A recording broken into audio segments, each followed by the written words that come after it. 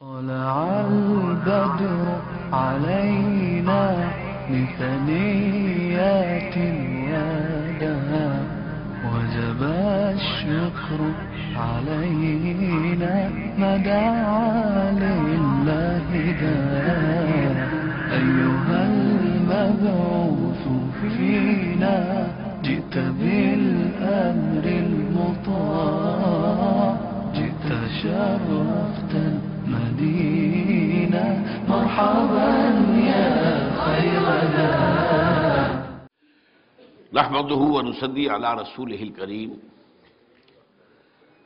اما بعد فقد قال الله تبارك وتعالى كما ورد في سورة الأحزاب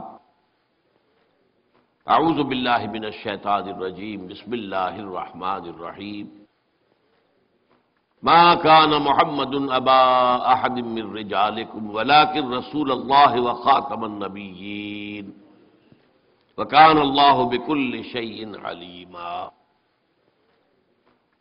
وقال عز وجل كما ورد في سورة التوبة وسورة الفتح وسورة الصف هو الذي أرسل رسوله بالهدى ودين الحق ليظهره على الدين كله وقال عز وجل كما ورد في سورة السبا وما أرسلناك إلا كافة للناس بشيرا ونذيرا وقال عز وجل كما ورد في سورة الأنبياء وما أرسلناك إلا رحمة للعالمين وقال جل وعلا كما ورد في سورة الأعراف قل يا أيها الناس إني رسول الله إليكم جميعا صدق الله العظيم رب اشرح لي صدري ويسر لي أمري واحلل عقدة من لساني يفقهوا قولي اللهم ربنا ألهمنا رشدنا واعذنا من شرور أنفسنا اللهم أرنا الحق حقا وارزقنا اتباعه وأرنا الباطل باطلا وارزقنا اجتنابه اللهم صل على عبدك ونبيك ورسولك وحبيبك وخليلك محمد وبارك وسلم وسلم وبارك على جميع الأنبياء والمرسلين وعلى ملائكتك المقربين وعلى عبادك الصالحين وعلينا معهم یا ارحم الراحمین آمین یا رب العالمین۔ معزز حاضرین اور محترم خواتین، السلام علیکم ورحمۃ اللہ وبرکاتہ۔ آج اس موضوع پر میں گفتگو کرنے جا رہا ہوں، اس کے مختلف اجزاء پر بہت مرتبہ میں گفتگو کر چکا ہوں۔ آج میری کوشش یہ ہوگی کہ ان جملہ اجزاء کو سمو کر ایک وحدت کی شکل میں ایک مکمل مضمون صغرا کبرا سمیت اور نتائج و عواقب سمیت آپ کے سامنے آئے، اور دوسری کوشش یہ ہوگی کہ میں اپنی عادت کے برعکس کوشش کروں کہ کوئی رنگ خطابت پیدا نہ ہو، بلکہ دھیمے انداز میں دو اور دو چار کی طرح سے بات کر کے آپ کے سامنے کچھ باتیں رکھوں تاکہ وہ ذہن نشین بھی ہو اور آپ بھی انہیں گنتی کے طور پر پھر یاد کر سکیں۔ چنانچہ میں نے ایک سینوپسس سا تیار بھی کیا ہے آج اس کی گفتگو کے لیے، اگرچہ میں نہیں کہہ سکتا، ہو سکتا ہے بعد میں میری عادت عود کر آئے، عادت کے معنی عود کرنے والی شے کے ہیں، ایک ہی مادہ ہے۔ بہرحال آپ دعا کریں کہ جو میں نے دو فیصلے کیے ہیں اللہ تعالیٰ مجھے ان کو پورا کرنے کی توفیق عطا فرمائے۔ دیکھیے، نبی اکرم صلی اللہ علیہ وسلم پر نبوت کا خاتمہ و اختتام یہ ہمارے ایمان کا جزو لا ینفک ہے، اسے ایمان سے علیحدہ نہیں کیا جا سکتا، امت مسلمہ کی تاسیس کی بنیاد ہے۔ لیکن اس ختم نبوت کے دو پہلو ہیں۔ ایک پہلو وہ ہے جس سے ایک بہت بڑا قانونی، فقہی، شرعی حکم ملتا ہے، فیصلہ ملتا ہے، وہ بہت اہم ہے، بہت اہم ہے، بہت اہم ہے۔ اسی لیے اس پر علماء دین نے، ہمارے اسلاف نے رحمہم اللہ بڑی کوشش صرف کی ہے، محنت صرف کی ہے، بڑی جد و جہد کے ساتھ اس نقطے کو انہوں نے خوب واضح کیا۔ دوسرا پہلو جو ہے وہ زیادہ تر کہا جا سکتا ہے علمی پہلو ہے، اور اس سے کوئی فقہی حکم مستنبط نہیں ہوتا۔ البتہ نبی اکرم صلی اللہ علیہ وسلم کا جو مقام اور مرتبہ ہے انبیاء اور رسل میں، اس کی اصل اساس واضح ہوتی ہے۔ آپ کی فضیلت کی بنیاد کیا ہے یہ معلوم ہوتا ہے۔ تو اس اعتبار سے تو اہم تر بات ہو گئی، لیکن چونکہ یہ ایک علمی بات ہے، اس میں کوئی فقہی پہلو نہیں ہے، لہذا اس پر توجہ کم ہوئی ہے۔ اب آئیے وہ دو پہلو کیا ہیں۔ لفظ ختم کے اندر ہی وہ دو پہلو موجود ہیں۔ اردو میں بھی عربی میں بھی یہ لفظ دو معنی میں مستعمل ہوتا ہے۔ ایک یہ کہ کوئی شے پہلے تھی اب نہیں ہے، ختم ہو گئی، آٹا ختم ہو گیا، پیسے ختم ہو گئے، ایک چیز تھی اب نہیں ہے، اختتام کیا خاتمہ ہو گیا۔ اور دوسرا پہلو یہ ہے کہ کوئی شے تدریجاً ترقی کر کے مکمل کر دی گئی ہے۔ اس کو طالب علم کہتا ہے، اسکول کا لڑکا، میں نے اپنا کام پورا کر لیا، میں نے اپنا کام ختم کر لیا۔ آرمی میں ہوتا ہے، کسی گروپ کو کوئی خاص اسائنمنٹ دیا جائے، اگر کامیابی ہو جائے وہیں سے فون پر وہ اپنے کمانڈر سے کہتا ہے مشن اکمپلشڈ، جو ہمارے ذمے فریضہ عائد کیا گیا تھا وہ ہم نے پورا کر دیا، ختم کر دیا۔ یہاں ختم سے مراد کیا ہے؟ تکمیل، کسی شے کا تدریجاً ترقی کرتے ہوئے اپنے نقطۂ عروج کو پہنچ جانا، کلائمیکس کو پہنچ جانا، کامل ہو جانا۔ اب دیکھیے جو پہلا پہلو ہے کہ پہلے نبوت تھی اب نہیں ہے، اس سے جو قانونی اور فقہی اور شرعی بات نکلی کہ حضور کے زمانے میں یا حضور کے بعد صلی اللہ علیہ وسلم جس کسی نے دعوی نبوت کیا وہ کافر، چاہے وہ بڑا موحد ہو، نمازی ہو، روزے دار ہو، تقوی کا ڈھونگ رچائے ہوئے ہو، عالم ہو، فلسفی ہو، کیسے باشد، جس نے دعوی نبوت کیا وہ کافر، ملت اسلام سے خارج، اور جس نے اس کی تصدیق کی مصدق وہ بھی گیا کافر، مرتد، واجب القتل۔ اگر اسلامی ریاست ہو اور پہلے وہ مسلمان تھے، یہ اور بات ہے، پہلے کوئی یہودی تھا اب عیسائی ہو گیا ہمیں اس سے کوئی غرض نہیں، کوئی ہندو تھا اب عیسائی ہو گیا ہمیں کوئی غرض نہیں، پہلے مسلمان تھا اور اب وہ غیر مسلم ہو گیا، وہ مرتد ہے، واجب القتل ہے۔ تو یہ چونکہ معاملہ جیسا کہ میں نے آپ کو بتایا بہت اہم ہے، اس پہلو پر علماء نے بہت توجہ صرف کی ہے۔ البتہ اس کے بارے میں ایک بات جان لیجئے کہ قرآن مجید میں جو اس کی دلیل ہے، اکثر و بیشتر علماء صرف ایک آیت دلیل پیش کرتے ہیں، میں آج اس کی ساتھ ایک دوسری دلیل بھی آپ کے سامنے لاؤں گا۔ آپ نے ختم نبوت کے موضوع پر خطبے سنے ہو، تقریریں سنی ہو، جمعوں میں خطاب سنے ہوں، آیت وہ ایک ہی ہے، ما کان محمد نبا احد من رجالکم ولکن رسول اللہ وخاتم النبیین۔ محمد صلی اللہ علیہ وسلم ہے مسلمانوں تم میں سے کسی مرد کے باپ نہیں ہے، بیٹیوں کے تو باپ ہیں، لڑکیوں کے تو باپ ہیں آپ، مرد کے باپ نہیں ہے، بلکہ وہ اللہ کے رسول ہیں اور نبوت کو ختم کر دینے والے ہیں۔ اب یہ اس کی تشریح ہے کہ اس کا ختم نبوت سے کیا تعلق ہے۔ عرب میں ایک روایت تھی، ایک تو منہ بولا بیٹا بنا لینا، یہ روایت تھی،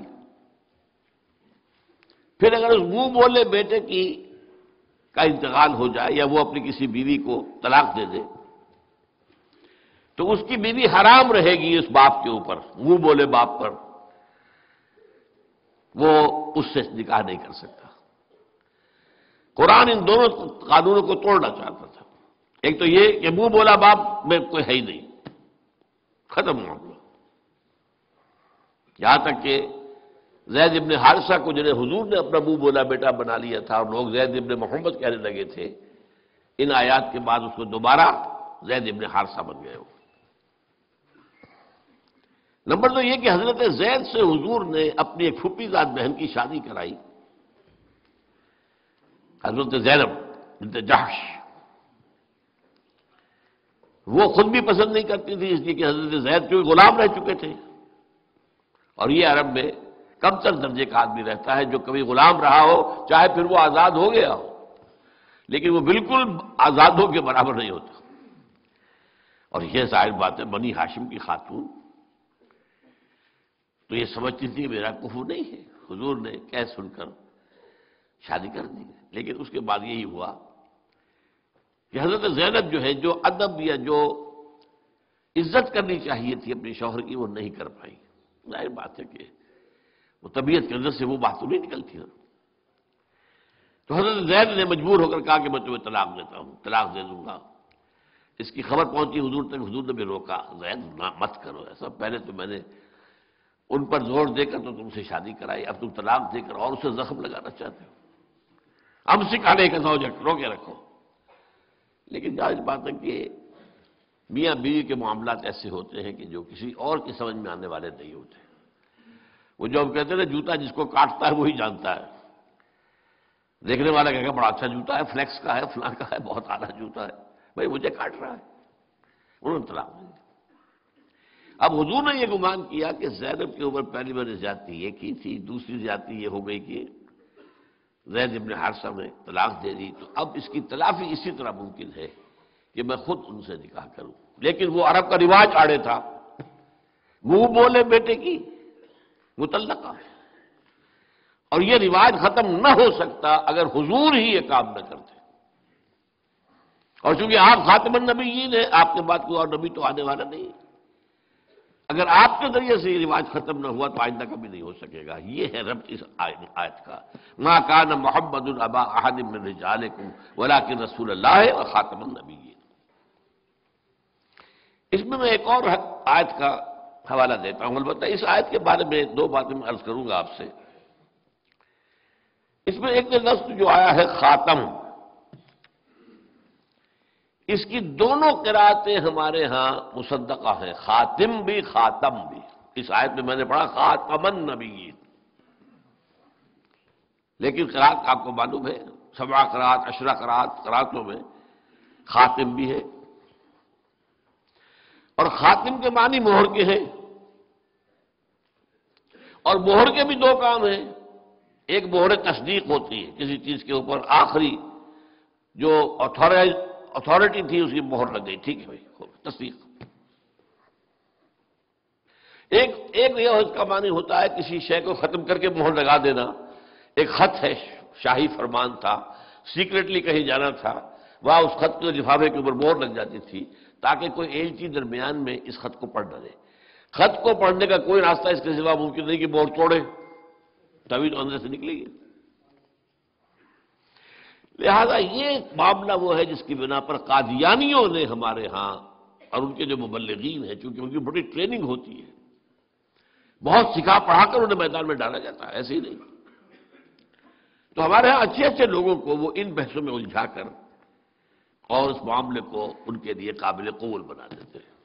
نبیوں کی مہر ہے، بس جو بھی نبی آئے گا آپ کی مہر سے آئے گا، یہ مطلب ہے۔ اس حوالے سے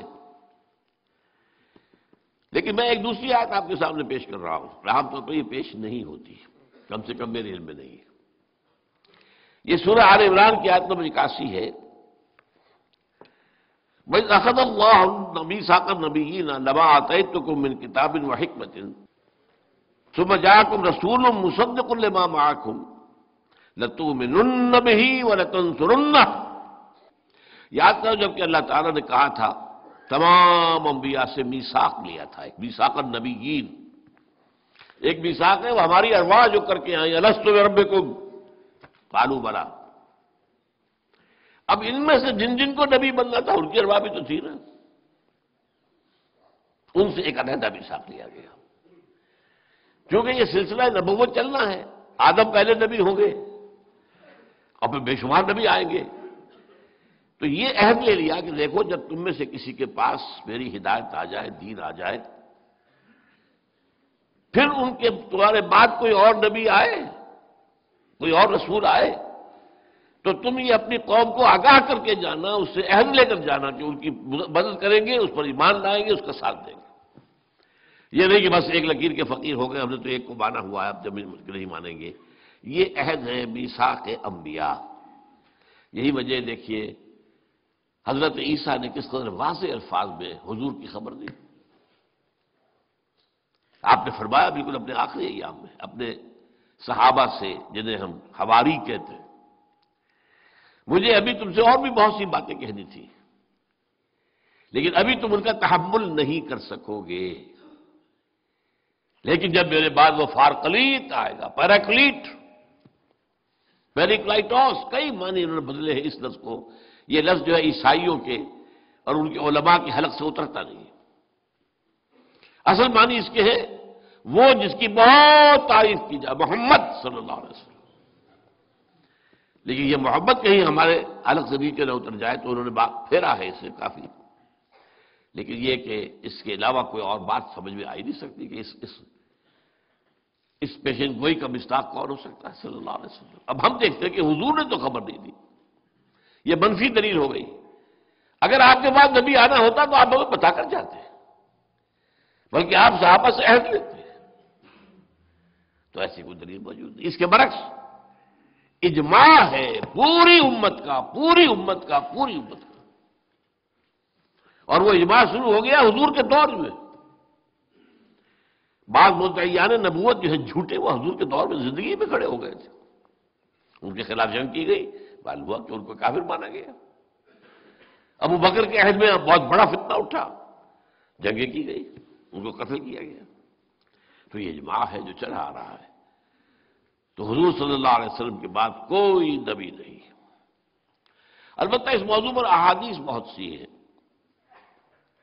میں ان میں سے دو آپ کو سناؤں گا اس وقت۔ ایک ہے ترمذی کی روایت ہے، یہ حضرت ثوبان سے رضی اللہ تعالی عنہ، انہ سیکون فی امتی ثلاثون کذابون دجالون کلہم یزعم انہ نبی وانا خاتم النبیین لا نبی بعدی۔ میری امت میں سے اور بے شمار اور اٹھے ہوں گے دنیا میں، کہاں کہاں کتنے کتنے اٹھے ہوں اللہ جانے۔ جیسے مورمن ایک فرقہ ہے عیسائیوں کا، اس کا آغاز کرنے والا جو تھا اس نے نبوت کا دعویٰ کیا تھا، تو وہ مورمنز جو ہے عیسائیوں میں وہی کچھ ہیں جو ہمارے ہاں قادیانی ہیں۔ لیکن حضور تو کہنا میری امت میں سے یکون فی امتی ثلاثون کذابون، 30 ایسے جھوٹے اٹھیں گے جن میں سے ہر ایک کا یہ گمان ہوگا کہ وہ نبی ہے اللہ کا، وانا خاتم النبیین لا نبی بعدی، اور میں خاتم۔ اب یہاں خاتم کے ایک معنی معین ہو گئے، یہاں ختم کرنے کے معنی کہ میرے بعد نبوت نہیں ہے۔ دوسری حدیث ہے لا تقوم الساعۃ حتی یخرج ثلاثون دجالون کلہم یزعم انہ رسول اللہ، یہ ابو داؤد کی ہے حضرت ابو ہریرہ سے رضی اللہ تعالی۔ لیکن میں یہاں ایک نقطہ بیان کر رہا ہوں جو اس سے پہلے کبھی میں نے بیان نہیں کیا ہے، آج ہی صبح میرا ذہن ادھر منتقل ہوا۔ ہمارے علماء کرام کا سب سے زیادہ زور جو ہوتا ہے ان احادیث پر ہوتا ہے بیان کرنے پر، لیکن بدقسمتی سے سر سید احمد خان کے زمانے سے، اور یہ کون ہے؟ ایک اعتبار سے غلام احمد قادیانی کے معاصر ہیں، کنٹمپریری۔ 1897 میں انتقال ہو رہا ہے سر سید کا، 1908 میں فوت ہو رہا ہے یہ Ghulam Ahmad Qadiani, difference of 9 years. اور سر سید کے ذریعے ایک بہت بڑا فتنہ شروع ہو چکا تھا امت کے اندر کہ احادیث نبویہ کی کوئی خاص اہمیت نہیں ہے، بس قرآن قرآن قرآن، اور قرآن کی پھر تفسیر کرنے میں جو اپنی عقل میں آئے۔ روک تو ختم ہو گئی نا. جو ایک خاص شکل بنتی ہے دین کی شریعت کی، وہ تو قرآن پر حدیث کا اضافہ ہوگا، قرآن پر سنت کا اضافہ ہوگا، تب شکل بنے گی. سنت کو حدیث کو ایک طرف رکھ دیجئے تو نماز بھی ایک نہیں ہے. نماز کیا ایک کیسے ہو جائے گی؟ کہاں قرآن میں لکھا ہے 5 نمازیں ایک جگہ؟ کہاں ان کے اوقات دیے گئے ہیں؟ کہاں بتایا گیا کہ ظہر کی 4 رکعتیں فرض ہے، عصر کی 4 ہے، فجر کی 2 ہے، اور یہ مغرب کی 3 ہے؟ کہاں ہے؟ سنتوں میں اتنا فرق کہ فجر کی سنتیں تو واجب کے درجے میں ہے، باقی کچھ سنتیں مؤکد ہوتی ہیں، کچھ غیر مؤکد. یہ سارا نظام کس نے دیا؟ تو میں نے چھوٹی مثال دی آپ کو. نماز کا نظام قائم نہیں ہو سکتا حدیث و سنت کے بغیر، تو دین کا نظام کیسے بن جائے گا؟ لہذا دین کے خلاف یہ بہت بڑی بغاوت تھی. لیکن یہاں ایک بات نوٹ کر دی، سید احمد خان مسلمانوں کے بہت مخلص تھے، مسلمانوں کے ساتھ خلوص، ان کی بہتری. انگریزی دور کے بعد اب جو مسلمانوں کا معاملہ ہو رہا تھا اس کے اندر وہ بہت بیتاب رہتے تھے، مضطرب رہتے تھے. ہندو تیزی سے بڑھ رہا تھا انگریز کی طرف، اور انگریز اس کو دعوت دے رہا تھا، اپنے قریب لا رہا تھا، اور مسلمانوں سے اسے ڈر تھا. میں نے چونکہ حکومت ہم نے ان سے چھینی ہے، یہ بغاوت کے جراثیم ان کے اندر موجود رہیں گے، انہیں پیچھے ہٹاؤ پیچھے ہٹاؤ پیچھے ہٹاؤ. اگر یہی بات جاری رہتی تو ہندوستان میں 100 برس کے دوران مسلمان تو رہ گئے ہوتے صرف کسائی یا پلے دار، بس اس طرح کا کوئی کام کرنے والے، باقی کو اور لوگ کھا رہے تھے. تو 2 پہلو ہیں سر سید کے، اور یہ میں چاہتا ہوں اس کو نوٹ کر لیجیے. ہماری ایک عام عادت ہے غلط، جس سے محبت ہے اس کی ہر شے درست، اور جس سے کوئی نفرت ہو جائے اس کی ہر شے بری. یہ بات ٹھیک نہیں. خذ ما صفا دع ما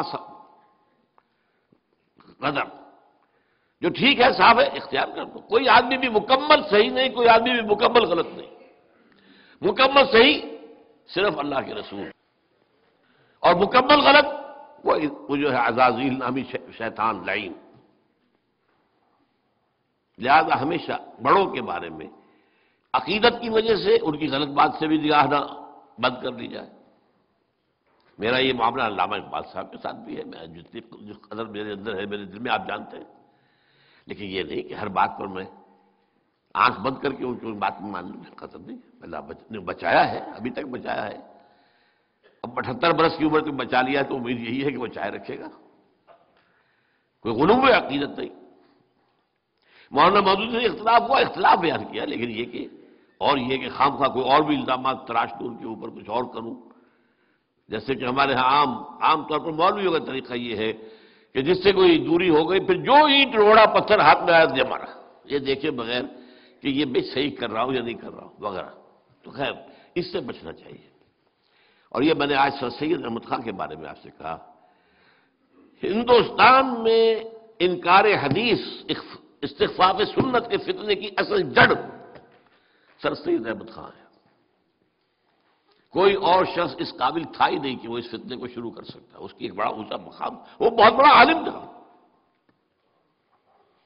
علماء دیوبند کی جو چوٹی کے لوگ ہیں ان کا ہم سبق. بہرحال اب نتیجہ کیا نکلا کہ اب ان احادیث کی طرف بعد میں آپ کو پتا ہے کہ سر سید کا اسکول، پھر سر سید کا کالج، پھر مسلم یونیورسٹی علی گڑھ، اسی سے جو تعلیم حاصل کر کے نکلے وہی مسلم لیگ کے اندر زیادہ کارکن تھے، لیڈر تھے، وہی سول سروسز میں تھے، وہی پاکستان بنا ہے تو یہاں حاکم ہو گئے. لہذا یہ فتنہ ہمارے معاشرے میں بہت گہری جڑیں رکھا. یہ تو جو بعد میں نتائج نکلے وہ تو اور ہیں، لیکن اس سے پہلے جو نتیجہ نکلا وہ یہ ہے کہ جب غلام احمد قادیانی نے احادیث نبویہ کی نفی کرنی شروع کی تو اس پر کوئی خاص جو ہے عام مسلمان، پڑھے لکھے مسلمان، جدید تاریخ یافتہ مسلمانوں کے اندر اس کا کوئی رد عمل پیدا نہیں ہوا. اور تیسری بات یہ ہوئی کہ انبیاء کرام میں جو مقام حضور کا تھا صلی اللہ علیہ وسلم، جو مرتبہ تھا آپ کا، جس کی وجہ سے آپ سید الانبیاء والمرسلین ہیں، اس کا جو عقلی پہلو تھا وہ علماء نے بیان نہیں کیا. یہ کمی رہ گئی. حالانکہ جو ہے کسی شے کا مقابلہ اس میدان میں جا کر کرنا ہوتا ہے. وہ قرآن مجید کی آیت کے بارے میں اس نے پیدا کر دیا ایک ختم کے لفظ سے، خاتم، خاتم، مہر، انگوٹھی، یہ وہ، جو ایک بے یقینی کی کیفیت پیدا کر دی۔ اب اس کا جواب بھی قرآن کی وجہ سے آنا چاہیے تھا۔ اللہ تعالیٰ جو بات میں کہہ رہا ہوں، اللہ کرے کہ یہ علماء کرام تک پہنچے بڑے پیمانے تک، اور اس پر توجہ کریں، تاکہ یہ دلیل جو ہے سامنے آئے تو حضور کا جو مقام مرتبہ ہے وہ صحیح طور پر متعین ہوتا ہے۔ وہ نقطہ کیا ہے کہ نبی اکرم صلی اللہ علیہ وسلم پر نبوت اور رسالت کا اتمام اور اکمال بھی ہوا ہے، صرف اختتام ہی نہیں ہوا ہے۔ ایسے نہیں ہے کہ ایک شے چلی آ رہی تھی، ایک جگہ آ کے ختم ہو گئی، ہموار طریقے پر چلی آ رہی تھی، ایک جگہ آئی ختم ہو گئی۔ ایک یہ کہ ایک شے تدریجاً ترقی کرتے ہوئے اپنے نقطۂ عروج کو پہنچی، کلائمیکس کو پہنچی، پھر ختم ہوئی۔ زمین و آسمان کا فرق ہوگا کہ نہیں؟ چنانچہ یہی بات میں آپ کو بتاؤں، غلام احمد قادیانی نے بڑی ہوشیاری کے ساتھ جو بات کہی، نبوت اور وحی یہ تو رحمت ہے، رحمت کیسے بند ہو سکتی ہے؟ اللہ کی رحمت بند ہو سکتی ہے؟ اب عام آدمی جس نے دین کو پڑھا نہ ہو، عربی زبان سے واقفیت نہ رکھتا ہو، یہ باتیں چھوٹی چھوٹی کس قدر اس کے لیے اپیلنگ ہے۔ اور مسئلے اٹھائے اس بدمعاش نے، دیکھو یہ حدیث کیا کہتی ہے، حضرت عیسیٰ وہ تو زندہ آسمان پر اٹھا دیے گئے، اور ہمارے رسول، ہمارے محبوب وہ مر کر دفن ہو گئے زمین کے نیچے، یہ کیسے ہو سکتا؟ عام آدمی، جاہل آدمی آج بھی اس کے سامنے پہلے کوئی بات نہ آئی ہو، یہ بات آئے گی تو ادھر چونکے گا، بھائی بات تو ٹھیک ہے نا، حضور کا رتبہ وہ تو زیر زمین دفن ہے، اور عیسیٰ آسمان پر اٹھا دیے گئے۔ یہ چھوٹی چھوٹی چیزیں ہوتی ہیں، عوام کو گمراہ کرنے میں یہ بہت مفید ہوتی ہے۔ ایک اور غلام احمد پرویز، اس سے چھوٹے چھوٹے مسئلے اٹھائے۔ اب چونکہ اسلامی شریعت میں یہ ہے کہ کسی شخص کی زندگی میں اس کا جو بیٹا فوت ہو گیا ہو، اس کی اولاد کے لیے وراثت میں حصہ نہیں ہے، وہ ہبہ کر سکتا ہے اپنی زندگی میں اپنے یتیم پوتوں کے لیے، یتیم پوتیوں کے لیے ہبہ 1/3 کی حد تک کیا، بلکہ ہبہ تو اور بھی زیادہ کر سکتا ہے، یہ وصیت 1/3 کی کر سکتا ہے کہ اس کو دے دی، لیکن باقاعدہ قانون وراثت میں حصہ نہیں ہے، اجماع ہے اس پر۔ دیکھو جی یہ کیا بات ہے، وہ بیچارے یتیم پوتے وہ محروم کر دیے گئے، یہ کیا ہے مولوی، انہیں کچھ پتہ نہیں دین کا۔ ان باتوں سے، چھوٹی چھوٹی باتوں سے ناواقف لوگوں کے اندر ایک اثر پیدا کر، نتیجہ کیا نکلا؟ جب علماء کے بارے میں، اپنے اسلاف کے بارے میں آپ کی رائے گھٹیا ہو گئی، تو آپ تو ایسے جہاز کے مانند ہیں جس کا لنگر کٹ گیا۔ اگر لنگر نہیں رہا تو لہر جو آئے گی زوردار وہ ادھر لے جائے گی، یا ادھر سے آئے گی ادھر لے آئے گی۔ بے لنگر کا جہاز یہ ہمارے ہاں محاورتاً کنایتاً استعمال ہوتا ہے۔ لہذا ہر فتنہ جو اٹھتا ہے وہ پہلے اسلاف سے کاٹتا ہے لوگوں کو، یہ نہیں کیا پتہ اصل بات تو اس نے بتائی ہے، یہ ہے مجدد کامل، یہ ہے، اور آگے بڑھ کر یہ نبی ہے، معاذ اللہ معاذ اللہ معاذ اللہ۔ لیکن یہ دلیل آپ دو گے، میں اس کا جواب بعد میں دوں گا کہ نبوت اور وحی رحمت ہے، رحمت کیسے ختم ہو سکتی ہے اللہ کی؟ وہ جاری رہے گی، جب جاری رہے گی تو میں نبی ہوں، میں دعویٰ کر رہا ہوں۔ یہ جو دوسری بات آپ سے میں نے کہی ہے، اس کے لیے قرآن میں اہم ترین مقام جو ہے وہ ہے جو 3 دفعہ آیا ہے، هو الذی ارسل رسولہ بالہدی ودین الحق لیظہرہ علی الدین کلہ۔ دیکھیے 2 باتیں نوٹ کر لیجئے۔ ادبیت، اس کا تقاضا یہ ہوتا ہے کہ ریپیٹیشن نہ ہو، ایک ہی بات بھی آپ کہہ رہے ہو تو ذرا اسلوب بدلیے، ورنہ آڈینس بور ہو جائے گی۔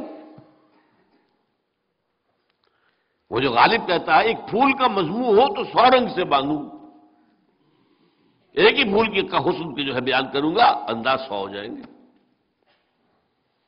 اور قرآن مجید میں ہے. جس چیز پر آج ہماری گفتگو ہوگی تفصیلاً، دین کو غالب کرنا، اس کے لیے تکبیر رب کا لفظ ہے، اقامت الدین کا لفظ ہے، اظہار الدین علی الدین کلہ کا لفظ ہے، لیکون الدین کلہ للہ کا لفظ ہے، حدیث میں لتکون کلمۃ اللہ العلیٰ کا لفظ ہے. تو یہ ہے کہ تنوع سے اس کے اندر ایک خوبی پیدا ہوتی ہے، ریپیٹیشن سے نہیں. لیکن جب جہاں کوئی شے بہت زیادہ بہت اہم ہو اور ضرورت ہوگی اس کے اوپر اپنی مائکروسکوپ جو ہے بڑا لینس گاڑ کر رکھ دیجئے، سوچئے سوچئے سوچئے. وہ جو غالب ہی نے کہا ہے گنجینہ معنی کا طلسم اس کو سمجھیے جو لفظ کے غالب میرے اشعار میں آوے. میرے شعر میں جو لفظ آ گیا ہے تو ذرا اس کو سمجھنے کے لیے مائکروسکوپ لگانا، دیکھنا، ذرا ٹیلیسکوپ سے بھی دیکھنا کبھی. گنجینہ معنی کا طلسم ہے وہ، گنجینہ معنی کا طلسم اس کو سمجھیے جو لفظ کے غالب میرے اشعار میں آوے. اہم ترین مضمون جو ہے قرآن مجید میں ریپیٹ ہو کر آئے ہیں، لیکن وہاں بھی یہ ہے کمال کہ مجال نہیں ہے جس میں کہیں مونوٹنی کی وجہ سے کوئی ایسا بورنگ انداز پیدا ہو جائے. معاذ اللہ، اللہ کا کلام. اب یہ الفاظ قرآن میں 3 جگہ ایگزیکٹلی هو الذی ارسل رسولہ بالہدی ودین الحق لیظہرہ علی الدین کلہ.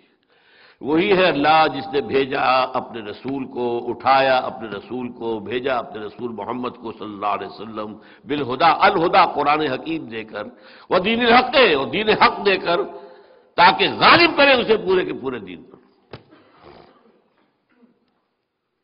یہ الفاظ 3 دفعہ حضور کے لیے، سورہ صف، سورہ فتح، سورہ توبہ. صف اور توبہ میں تو ایک ہی لفظ آخر میں بھی وَلَوْ كَرِهَ الْمُشْرِكُونَ، چاہے مشرکوں کو کتنا ہی ناگوار. لیکن یہ مشن ہے، وہی جو میں کہہ رہا تھا، مشن اکمپلشڈ. یہ مشن ہے جو محمد کو دیا گیا ہے. دین کی صرف تبلیغ نہیں کرنی، دین کو قائم کرنا ہے. There is a world of difference between the two. تبلیغ کر دی ٹھیک ہے، وَمَا عَلَيْنَا إِلَّا الْبَلَاغُ، ہم نے پہنچا دیا، اب تم جانو، تمہارا کام جانے، تمہارا رب جانے. بھائی مجھے تو قائم کرنا ہے. یہ قائم کرنا، یہ تو یوں سمجھیے کہ بعد المشرقین ہے، بہت فاصلہ ہے. جو عشق تاب صبوری 1000 فرسنگ گشت. دوسری بات، کسی دوسرے رسول اور نبی کے لیے یہ لفظ نہیں آئے. اس سے پہلے تو بیان کر چکا ہوں نا، کچھ حیثیتیں مشترک ہیں. تمام انبیاء نذیر بھی تھے، تمام انبیاء بشیر بھی تھے، تمام انبیاء داعی بھی تھے، تمام انبیاء اپنی جگہ پر روشنی کا چراغ بھی تھے، تمام انبیاء شاہد تھے. حضور کے لیے بھی فرمایا یا ایھا النبی انا ارسلناک شاہدا ومبشرا ونذیرا وداعیا الی اللہ باذنہ وسراجا منیرا. یہ چیزیں مشترک ہیں،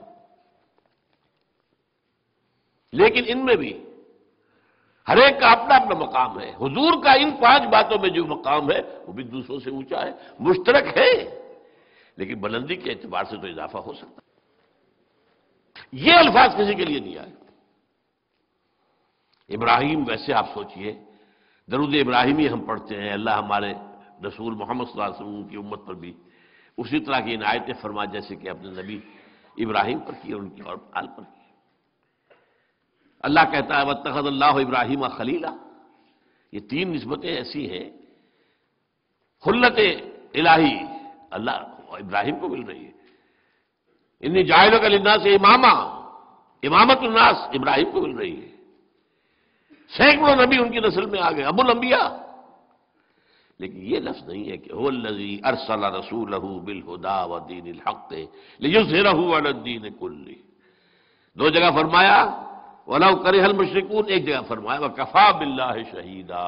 یہ مشن ہے بہت بھاری، لیکن اللہ کی مدد رہے گی انشاءاللہ، اللہ کافی رہے گا مددگار کے طور پر. ان دو مقامات پر جن میں کہ آیا ہے چاہے ولو کرہ المشرکون، ایک بات اور نوٹ کیجئے، دونوں جگہ پر اس سے پہلے ایک آیت آئی ہے ہم مانی ہے، صرف ایک لفظ آگے سے پیچھے کیا گیا ہے۔ یریدون لیطفئوا نور اللہ بافواہہم، اور یریدون اس میں فاعل کون ہے؟ کیونکہ پہلے یہودیوں کا تذکرہ ہو رہا ہے۔ یہ یہودی چاہتے ہیں کہ اللہ کے نور کو اپنے منہ کی پھونکوں سے بجھا دیں، پھونکوں سے یہ چراغ بجھایا نہ جائے گا، لیکن یہاں تو اللہ نے یہ نہیں کہا کہ بجھایا نہیں جائے گا، نہیں، اللہ مکمل کرے گا، بالکل برعکس۔ یریدون لیطفئوا نور اللہ بافواہہم واللہ متم نورہ ولو کرہ الکافرون۔ اور سورۃ توبہ میں یریدون ان یطفئوا، صرف ان اور لام کا فرق ہے، ان یطفئوا نور اللہ بافواہہم ویأبی اللہ الا ان یتم نورہ، اللہ کو ہرگز منظور نہیں ہے مگر یہ کہ وہ اپنے نور کا اتمام فرمائے۔ وَلَوْ كَرِهَ الْكَافِرُونَ هُوَ الَّذِي أَرْسَلَ رَسُولَهُ بِالْهُدَى وَدِينِ الْحَقِّ لِيُظْهِرَهُ عَلَى الدِّينِ كُلِّهِ وَلَوْ كَرِهَ الْمُشْرِكُونَ۔ اس آیت کی اہمیت کو آپ سمجھیے جو 3 مرتبہ اس طرح آ رہی ہے دہرا دہرا کر۔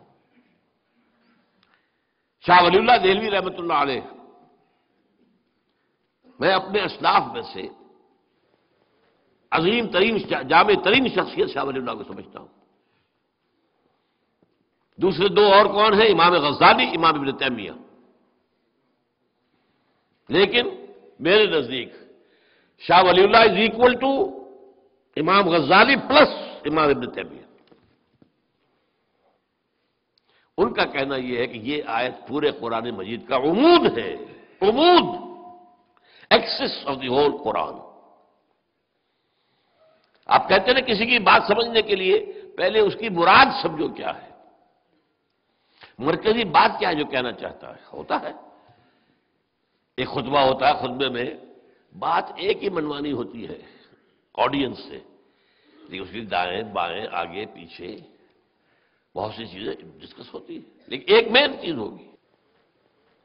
وہ مین چیز شاہ ولی اللہ کے نزدیک قرآن میں یہ آیت ہے، هو الذی ارسل رسولہ بالہدی ودین الحق لیظہرہ علی الدین کلہ۔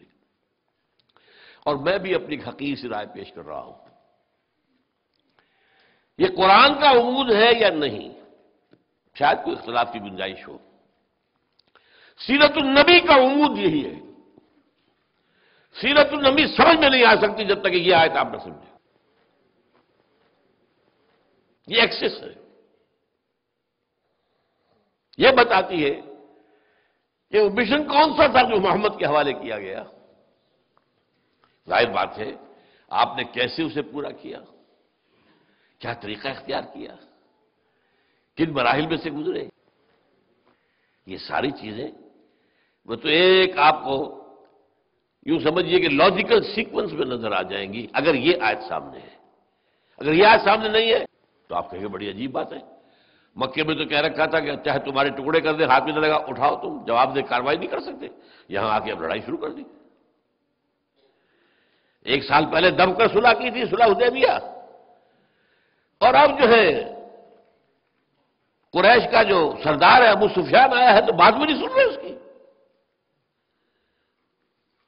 اسی سٹیج سے میں نے ایک صاحب کو، اب تو بہت بڑا نام ان کا ہو گیا ہے، ہندوستان کی حکومت کے چہیتے ہیں، RSS کے، BJP کے بہت آنکھوں کا نور ہے، مولانا وحید الدین خان، انہوں نے یہیں پر کھڑے ہو کر بیٹھ کر تقریر کی تھی، مسلسل 1 گھنٹہ۔ اور یہ میرا ایک دور ہے زندگی کا، یہ 85 کی بات ہے غالباً، یہ تھا، وہ یہاں نہیں تھا اصل میں، یہ ہال نہیں بنا تھا ابھی، قرآن مجید کی جو مسجد ہے جامع القرآن کی، اس میں ہمارے رفقا تمام موجود تھے۔ اس وقت تقریباً 500 کی تعداد ہوتی تھی ہمارے ساتھیوں کی۔ ان کا جو کچھ ہوتا ہے صلح سے ہوتا ہے، جو کچھ ہوتا ہے صلح سے ہوتا ہے، جو کچھ ہوتا ہے صلح سے ہوتا ہے، لڑائی سے کچھ نہیں ہوتا، دلیل پر دلیل، دلیل پر دلیل، دلیل پر دلیل۔ اچھا، اس میں نے یہ رکھا تھا فارمیٹ کہ میں صدر تو تھا، چونکہ صدر تنظیم تھا، امیر تنظیم تھا، لیکن میں نے طے کیا تھا میں کوئی بات نہیں کروں گا، بس یہ مقرر ہے، یہ میری آڈینس ہے، کہہ لیں یہ میری بھیڑیں ہیں، میں نے پیش کرنی ہے آپ کے سامنے، اور ان سے میں نے کیا کہا تھا، میری بات میں جو غلطی ہو ان کے سامنے بیان کر دیجیے، مجھے بھی بتا دیجیے، اگر صحیح ہو تو اس کی تائید کر دیجیے، بس۔ اس میں انہوں نے جب یہ تقریر کی تو میں نے خاص طور پر اجازت لے کر ایک سوال میں آپ سے کر لوں، اگر اجازت ہو کہ ہاں، میں نے کہا اگر جنگ اتنی ہی بری شے ہے جتنی آپ کہہ رہے ہیں، اور صلح اتنی ہی اچھی ہے جتنی آپ کہہ رہے ہیں، تو جب صلح حدیبیہ ٹوٹ گئی اور اب قریش کا سردار چل کر آیا مدینے کہ صلح تجدید کر دیجئے، حضور نے کیوں نہیں کی؟ مبہوت ہو کر ہے۔ جواب کیا دیا؟ انگریزی زبان میں دیا، نو کمنٹس۔ تو یہ میں آپ کو بتا رہا ہوں کہ یہ وہ تضادات ہیں جو دنیا کرتی ہے۔ ٹائم بھی نے تضاد دیا ہے۔ Muhammad failed as a prophet but succeeded as a status مین۔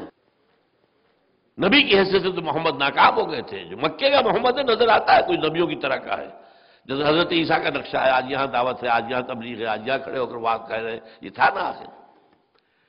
کوئی گالی دے گیا تب بھی چپ رہے، بلکہ دعائیں دے دی۔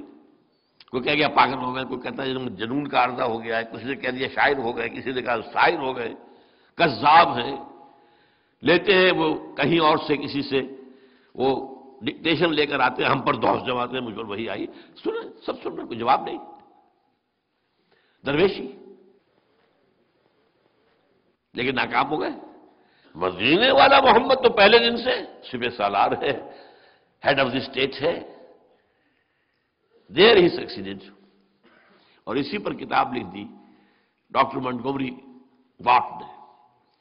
جب ضیاء الحق صاحب نے شروع کی تھی سیرت کی تقریریں اور جلسے تمام ڈپارٹمنٹس میں، پھر ہر صوبے کے مرکزی مقام پر صوبائی کانفرنس، پھر پاکستان کی مین جو ہے وہ اسلام آباد میں، تو منٹگومری واٹ کو خاص طور پر بلایا تھا، اس لیے اس کی دو کتابیں بڑی عجیب ہیں، محمد ایٹ مدینہ، محمد ایٹ مکہ۔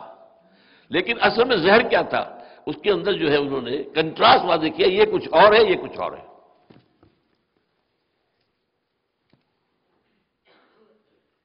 ان چیزوں کو اگر رفع کیا جا سکتا ہے صرف اس آیت کے حوالے سے، اگر محض تبلیغ مقصود ہوتی تو ایک ہی طرز عمل ہوتا، day one to the day last. اگر آپ کو قائم کرنا ہے، انقلاب برپا کرنا ہے، تو then you have to pass through stages. لَتَرْكَبُنَّ طَبَقًا عَنْ طَبَقٍ، درجہ بدرجہ آگے بڑھو گے، ہر درجے کے اپنے تقاضے ہوں گے، وہ پورے کرنے ہوں گے، ان میں لوگوں کو تضاد نظر آئے گا، لیکن پرپس سامنے اگر ہے، امود سامنے ہے، ہدف سامنے ہے، تو یہ ہے تیر سیدھا جا رہا ہے ہدف کی طرف۔ وہ بات نہیں ہے جو اقبال کہتا ہے، آہ وہ تیر نیم کش جس کا نہ ہو کوئی ہدف نہیں۔ بہرحال اس پر آئیے اب، گویا آپ کی ذات مبارکہ میں نبوت و رسالت کئی ہزار سالوں کے دوران میں رفتہ رفتہ اور تدریجاً ارتقاء کے مراحل طے کر کے اپنے نقطہ تکمیل یا نقطہ کامل یا نقطہ عروج کلائمیکس کو پہنچ گئے۔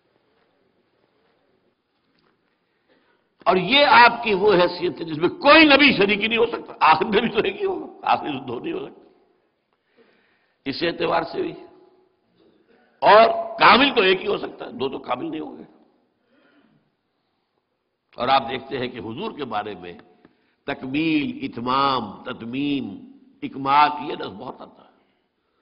الیوم اکملت لکم دینکم واتممت علیکم نعمتی ورضیت لکم الاسلام دینا۔ ابھی آپ نے دیکھا واللہ متم نورہ ولو کرہ الکافرون ویابی اللہ الا یتم نورہ ولو کرہ الکافرون۔ اور حضور کی ایک اور حدیث ہے، انما بعثت لاتمم مکارم الاخلاق، مجھے اس لیے بھیجا گیا ہے کہ اخلاق کی بہترین جو بلندیاں ہیں ان کو مکمل کر دوں۔ تو اکمال اور تکمیل، اتمام اور تتمیم، یہ حضور کے ذکر کے اندر عام طور پر آنے والے الفاظ ہیں۔ اس کے ضمن میں جو حدیث ہے اب وہ میں آپ کو سنانا چاہتا ہوں، حدیث کے اندر بھی اس تکمیل کے لیے بھی ایک حدیث موجود ہے، اور یہ حدیث جو ہے یہ بخاری اور مسلم کی ہے، متفق علیہ۔ راوی ہیں حضرت ابو ہریرہ۔ عن ابی ہریرہ رضی اللہ عنہ قال قال رسول اللہ صلی اللہ علیہ وسلم مثلی و مثل الانبیاء کا مثل القصر، آپ نے فرمایا میری اور سابقہ انبیاء اور رسول کی مثال ایک محل کی سی ہے، احسن بنیانہ، اس کی عمارت بڑی عمدہ، بہت خوبصورت، دیدہ زیب، دلاویز، وَتُرِكَ مِنْهَا مَوْضِعَ لَبْنَةٍ، لیکن ایک جگہ پر ایک خلا سا چھوڑ دیا گیا، کچھ اینٹوں کا جگہ خالی، فَطَافَ بِهِ النُّزَّارُ، نزار نظر سے دیکھنے والے سیاح آتے تھے اور اس کے گرد گھوم کے وہ دیکھتے تھے عمارت کو، فَيَتَعَجَّبُونَ مِنْ حُسْنِ بُنْيَانِهِ، اور بہت متعجب ہوتے تھے کہ اس قدر خوبصورت عمارت ہے، کوئی عالیشان قصر بنایا ہے، الا موضع تلک اللبنہ، لیکن یہ کیا ہے یہاں پر، یہ کمی، یہ خلا، یہ کہے کے لیے؟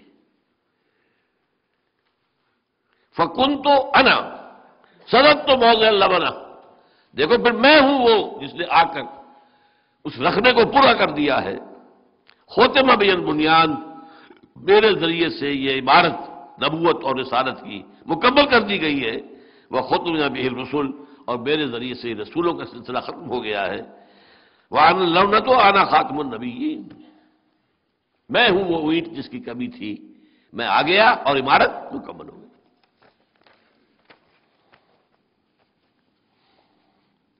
اب آئیے کہ غور کریں کہ نبوت اور رسالت کے آپ کی ذات مبارکہ پر کامل ہونے کے مظاہر کیا ہیں،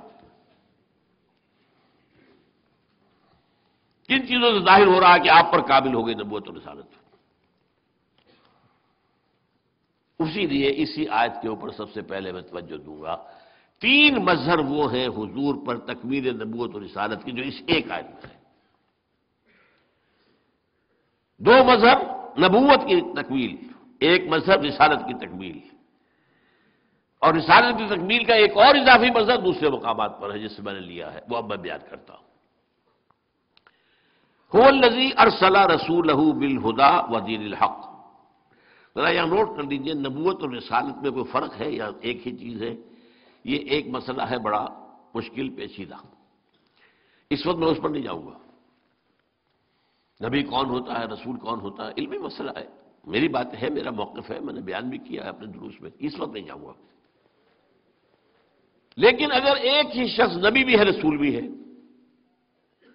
بے شمار انبیاء ہیں جو رسول نہیں ہیں، آپ کو معلوم ہے 1.25 لاکھ نبی اور رسول 313، تقریباً 1 لاکھ نبی تو ہوئے جو رسول نہیں ہے۔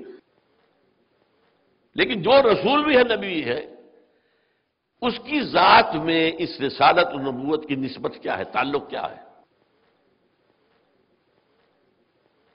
اس کو میں اپنے یہ 2 ہاتھ جوڑتا ہوں، ایک کا رخ ادھر ہے، ایک کا ادھر ہے۔ نبوت اللہ سے لینے والا معاملہ ہے، وہی آ رہی ہے، اس لیے میں نے اس کو یوں کیا آسمان کی طرف اور یہ نیچے کی طرف۔ لینے والا حصہ نبوت، پہنچانے والا حصہ رسالت۔ رسالت کے معنی پیغام پر پیغام پہنچاؤ، یہی بحث جو ہے تصوف میں چلتی ہے، نبوت بلندر ہے یا رسالت؟ اکثر لوگوں کا خیال یہ ہے کہ رسالت بلندر ہے، اونچا مقام ہے، رسول کل 313 ہیں، نبی تو 1 لاکھ ہے، نہیں ہے۔ اصلاً نبوت افضل ہے، کیوں؟ اس کا رخ اللہ کی طرف ہے، یہ ہے جو امام رومی کہتے ہیں، مولانا روم، نبوت کا رخ اللہ کے، یہ اینٹینا ادھر سے ہے، اور ادھر جاؤ، اذهب الى فرعون انه طغى، یہ نزول کے مقام پر ہے، غار حرا میں وہ بلندی کے مراحل طے ہو رہے تھے، اور وہاں سے اتر کر حرا سے سوئے قوم آیا اور ایک نسخہ کیمیا ساتھ لایا۔ رسالت مرتبہ نزول میں ہے، نبوت مرتبہ عروج میں ہے۔ بہرحال یہ بھی ایک علیحدہ بحث ہے۔ اب جو حضور کو اللہ سے ملا وہ کیا ہے؟ هو الذی ارسل رسولہ بالہدی الہدی، یعنی قرآن حکیم نمبر 1. وہ دین الحق ہے، اور دین حق، سچا دین، کامل دین، عدل و انصاف کے بلند ترین لیولز کے اوپر پورا اترنے والا دین. یہ دو چیزیں ملی ہیں، ان دونوں میں ارتقائی مراحل طے ہوئے. دیکھیے آخر آپ کو معلوم ہے صحف ابراہیم کا بھی قرآن میں ذکر ہے نا، اگرچہ ہمیں معلوم نہیں صحف ابراہیم کہاں ہے آج، ہے بھی دنیا میں کہ نہیں ہے، نہیں کہہ سکتے. میرا گمان سا ہے، زیادہ یقین سے میں نہیں کہتا، کہ ہندوؤں کے پاس جو اپنشد ہے وہ صحف ابراہیمی کی بگڑی ہوئی شکل ہے. برہما کا لفظ اصل میں ابراہیم کی بگڑی ہوئی شکل ہے. جیسے عیسائیوں نے حضرت عیسیٰ کو خدا کا بیٹا بنا لیا، حضرت ابراہیم کی نسل کے بعض شاخوں نے انہیں اپنا خدا بنا لیا، برہما. بہرحال اس سے بھی آگے چلیے تو حضرت نوح بھی تو تھے، ان پر بھی تو کوئی صحیفہ آیا ہوگا، قرآن میں ذکر ہی نہیں. ویسے ایک شخص کا کہنا ہے، mister Dubois, he was a French scholar researcher, 40 برس لگائے اس نے انڈیا کے اندر ہندو اسکرپچرز کے مطالعے پر. اس کا کہنا یہ ہے کہ ہندوؤں میں جو منو ہے، منو وہ مہانو ہے، حضرت نوح علیہ السلام کا نام بگڑا ہوا ہے. مہانو، مہا آتا ہے ہندی میں کسی بڑی عظیم، مہاتما، آتما تو میری بھی ہے آپ کی بھی ہے، ایک مہاتما، مہاتما گاندھی، مانو، وہ منو بن گیا ہے. اور منو سمرتی، اس کا کہنا یہ ہے کہ یہ وہ صحیفہ تھا جو کہ روح کو دیا. اللہ عالم. ان چیزوں میں علمی طور پر آدمی کچھ کھود کرے، کھوج معلوم کرے، کوئی حرج نہیں، لیکن یقین کے ساتھ ہم نہیں کہہ سکتے کچھ بھی سوائے اس کے جو قرآن میں آ گیا. بہرحال پھر تورات، زبور، انجیل، اس کے بعد بے شمار انبیاء کے صحیفے، ان سب کے اندر ہدایت تھی یا نہیں تھا؟ اس ہدایت کی تکمیل ہوئی القرآن الہدیٰ میں. یوں سمجھیے کہ ایک بچہ ہے، پرائمری کا اسٹوڈنٹ ہے، آپ اسے پی ایچ ڈی کا ٹیوٹر رکھ دیجئے، کیا پڑھائے گا اسے؟ پی ایچ ڈی پڑھائے گا؟ اس کی ذہنی سطح کے مطابق نہیں پڑھائے گا نا. اس کے پاس خزانہ ہے بڑا، لیکن اس کو جس کو دینا ہے اس کی استعداد کو دیکھنا ہوگا نا.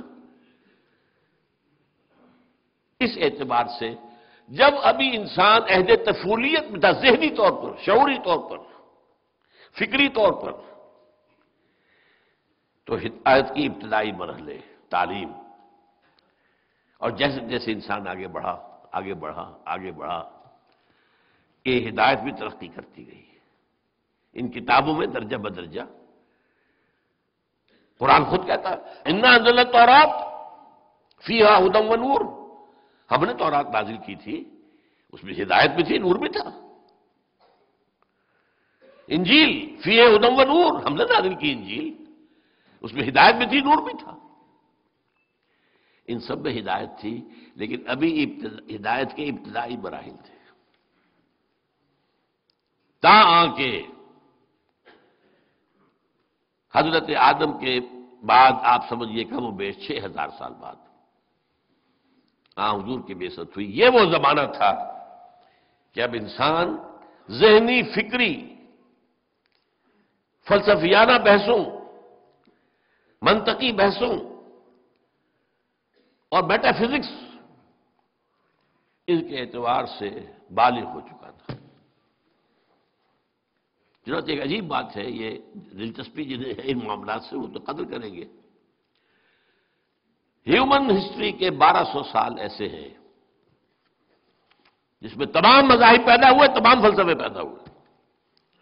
فرام 600 BC ٹو 600 AD، 600 برس حضرت مسیح سے پہلے اور 600 برس حضرت مسیح کے بعد جتنے فلسفے، بدھزم بھی اسی میں آ گیا، جینزم بھی اسی میں آ گیا، کنفیوشنزم اس میں آ گیا، تاؤزم اس میں آ گیا، یہ سقراط اور بقراط اور یہ سب کے سب اس میں آ گئے. یہ مانی وانی یہ سب بھی آ گئے، یہ سب کا سب ہو گیا، تمام فلسفے تمام مذہب پیدا ہو گئے۔ گویا کہ انسان کی انٹینس ایکٹیویٹی ہو چکی تھی to know the reality as a whole. ایک تو قدم بقدم ہم چل رہے تھے نا، وہ تھا ہمارا فزیکل نالج، قدم بقدم قدم بقدم قدم بقدم۔ ایک ہے to know the reality of existence, وجود کیا ہے، کائنات کیا ہے، ابتدا کیا ہے، انتہا کیا ہے، ہماری زندگی کا کی ابتدا کہاں ہے، انتہا کہاں ہے، کہاں جا رہے ہیں، کہاں سے آئے ہیں۔ سنی حکایت ہستی تو درمیان سے سنی، نہ ابتدا کی خبر ہے نہ انتہا معلوم، پتہ ہی نہیں کہاں سے آگے، آسمان سے ٹپکے۔ ہاں یہ پتا ہے میری پیدائش سے 9 ماہ پیشتر میری والدہ کے رحم میں میرا وجود اس کا آغاز ہو گیا تھا۔ اس سے پہلے کیا تھا، کہاں تھا میں کہیں تھا یا نہیں تھا، عدم سے وجود میں آیا ہوں یا پہلے کچھ تھا؟ یہ سارے سوالات ہیں۔ فلسفی غور کرتے رہے، بڑے بڑے چین کے فلسفی، انڈیا کے فلسفی ٹاپ کے، ایران کے فلسفی، یونان کے فلسفی، یہ 4 مراکز رہے فلسفے کے، باقی دنیا کے اندر فلسفہ کہیں نہیں رہا۔ پھر نبی، لیکن ان 1200 سالوں کے دوران آ کر انسانی ذہن فلسفیانہ منطقی اعتبار سے اپنے عروج کو پہنچ گیا۔ تب الہدا اقرا بسم ربک الذی خلق خلق الانسان من علق اقرا وربک الاکرم الذی علم بالقلم علم الانسان ما لم یعلم۔ تب وہ پردے اٹھائے گئے۔ اس سے پہلے جو سوچ بچار کا وقت گزرا ہے حضور پر، آپ اکیلے جا کر کیا کرتے تھے؟ آپ یہودی ہوتے تو یہودیوں کی عبادت کرتے، عیسائی ہوتے تو عیسائیوں والی عبادت کرتے۔ اچھا مشرک آپ پیدا تو ہوئے مشرکوں میں، مشرک کا سوال ہی پیدا نہیں ہوتا کہ آپ ان کی کسی بات کے اوپر چل جائیں، تو کیا کرتے تھے؟ تو جو محدثین کا کہنا ہے کانا صفت تعبدہ فی غار حرا التفکر والاعتبار، تفکر، غور، فکر، سوچ بچار۔ What is this existence, who am I? اور یہ جو غلط کام ہو رہا ہے کیوں ہو رہا ہے؟ یہ انسان پستی میں کیوں گر گیا ہے؟ کیا پستی ہی پستی ہے اس کی، یا اس کے وجود کا کوئی روشن پہلو بھی ہے؟ یہ سارا یوں سمجھیے کہ 6000 سال میں انسان نے جو فلسفیانہ شعور اور فکر حاصل کیا ہے، وہ چند مہینوں میں غار حرا کی خلوتوں میں محمد رسول اللہ صلی اللہ علیہ وسلم نے سارا سفر طے کیا۔ پھر وہ آیتیں نازل ہونی شروع ہوئی، یہ تکمیل ہو گئی قرآن مجید میں ہدایت کی۔ اچھا اب اس کے لیے دلیل دیکھیے، سب سے موٹی بات، تورات بھی اللہ کی کتاب، انجیل بھی سب اللہ کی کتاب ہے، قرآن بھی اللہ کا کلام، ٹھیک؟ قرآن کی حفاظت کا ذمہ لیا، انا نحن نزلنا الذکر وانا لہ لحافظون، تورات کا کیوں نہیں لیا؟ انجیل کا کیوں نہیں لیا؟ اگر اللہ ذمہ نہ لیتا تو کیا اس میں تورات میں تحریف ہو سکتی تھی؟ اس کا تو آپ نے آسانی سے مجھے جواب دے دیا۔ اگر اللہ نے ذمہ نہ لیا ہوتا کیا ہم چھوڑ دیتے قرآن میں تحریف کیے بغیر؟ بتائیے، ترجموں میں تحریفیں کی گئی ہے، تفسیروں میں تحریفیں کی گئی، یہ تو متن محفوظ ہے، اس متن میں لا آتی ہے باطل من بین یدیہ ولا من خلفہ، نہیں آ سکتا، یہ محفوظ ہے۔ انا نحن نزلنا الذکر وانا لہ لحافظون۔ یہ بات، یہ ایک لطیف انداز میں ذرا ٹینشن کم ہو جائے، میں کہا کرتا ہوں کہ ان کتابوں کو حق پہنچتا ہے کہ اللہ کی جناب میں شکوہ کریں، اے اللہ ہم بھی تیری کتابیں، یہ قرآن بھی تیری کتاب، یہ ہمارے ساتھ سو تیری بیٹیوں والا سلوک کیا گیا، ہماری حفاظت کا ذمہ نہیں لیا، اس کا لیا کیوں؟ جواب کیا ہے؟ بھئی ابھی تمہارے اندر ہدایت کامل ہوئی ہی نہیں تھی، تمہاری حیثیت تو مختلف ادوار میں گویا کہ ٹیمپریری انسٹرکشنز، ہدایات، یہ ہدایات تھی، ہدایہ الہدا وہ ابھی نہیں آئی تھی۔ اس میں احکام تھے، حکمت ابھی آئی نہیں تھی۔ حکمت کا تو آغاز انجیل سے ہوتا ہے، اس سے پہلے حکمت ہے ہی نہیں۔ تورات میں حکمت ہے ہی نہیں، خالی حکمت سے احکام احکام احکام احکام احکام احکام۔ سب سے موٹا لفظ ان کا کیا ہے؟ دی 10 کمانڈمنٹس، احکام عشرہ۔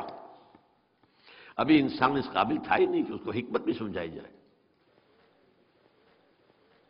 لہذا ابھی جب وہ تکمیل ہونے والی تھی، وہ جب ہو گئی ہم نے اس کو محفوظ کر دیا۔ تمہارا معاملہ یہ نہیں تھا۔ یہ ہے وہ بات جو میں نے ایک دفعہ ایک قادیانی نوجوان سے میری بات ہوئی، میں نے اس سے سوال کیا جو اسی بات پر کہ وہی تو رحمت ہے، نبوت رحمت ہے، محمد پر رحمت کامل ہو گئی، لیکن رحمت بند کیسے ہو سکتی ہے؟ میں نے کہا کیا تم یہ مانتے ہو کہ قرآن میں ہدایت کامل ہو گئی؟ جی بالکل بالکل بالکل مانتے ہیں۔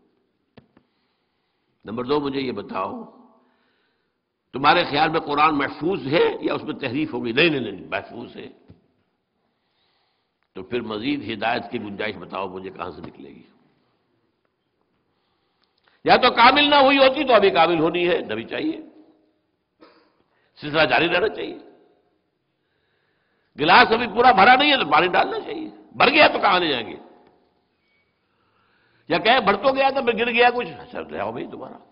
2 باتیں منوا لو، اگر قرآن میں ہدایت کامل ہو گئی اور اگر وہ محفوظ ہے تو کوئی منطقی، کوئی عقلی دلیل نہیں ہے کہ جس کی روح سے نبوت اور وحی کے جاری رہنے کا تصور پیدا ہو سکتا ہو۔ فَبُہِتَ الَّذِي كَفَرَ، وہ نوجوان جھگڑالو نہیں تھا، اس نے بات سمجھی۔ اب پتہ نہیں اس کے بعد کیا ہوا اس کا، لیکن یہ کہ یہ ہے دلیل، تکمیل دین، تکمیل ہدایت، جو اصل ہے حضور کا مرتبہ اور مقام۔ اس کو اگر نمایاں ہم نہیں کرتے تو پھر یہ دوسرے جو جتنے فتنے ہیں ان کا سدباب نہیں ہوتا۔ اب دوسری بات پر آئیے، الہدا دین حق۔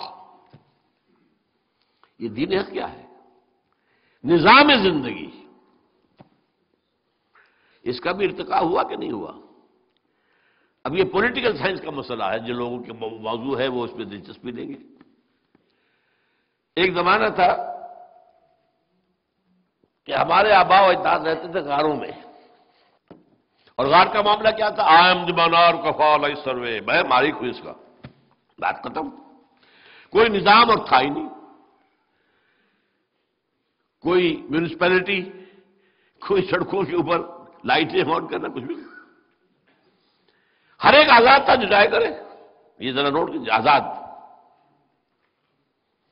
اگلی سٹیج آئی، قبیلے کا تصور آیا، ایک قبیلے کا شیخ ہے، تم اس قبیلے کے آدمی ہو، قبیلے کا ایک نظام ہے، سردار قبیلہ کا حکم ماننا ہوگا، ہمارے قبیلے کا یہ رواج ہے، یہ رسم ہے، یہ ریت ہے، یہ روایت ہے، کرنی ہوگی۔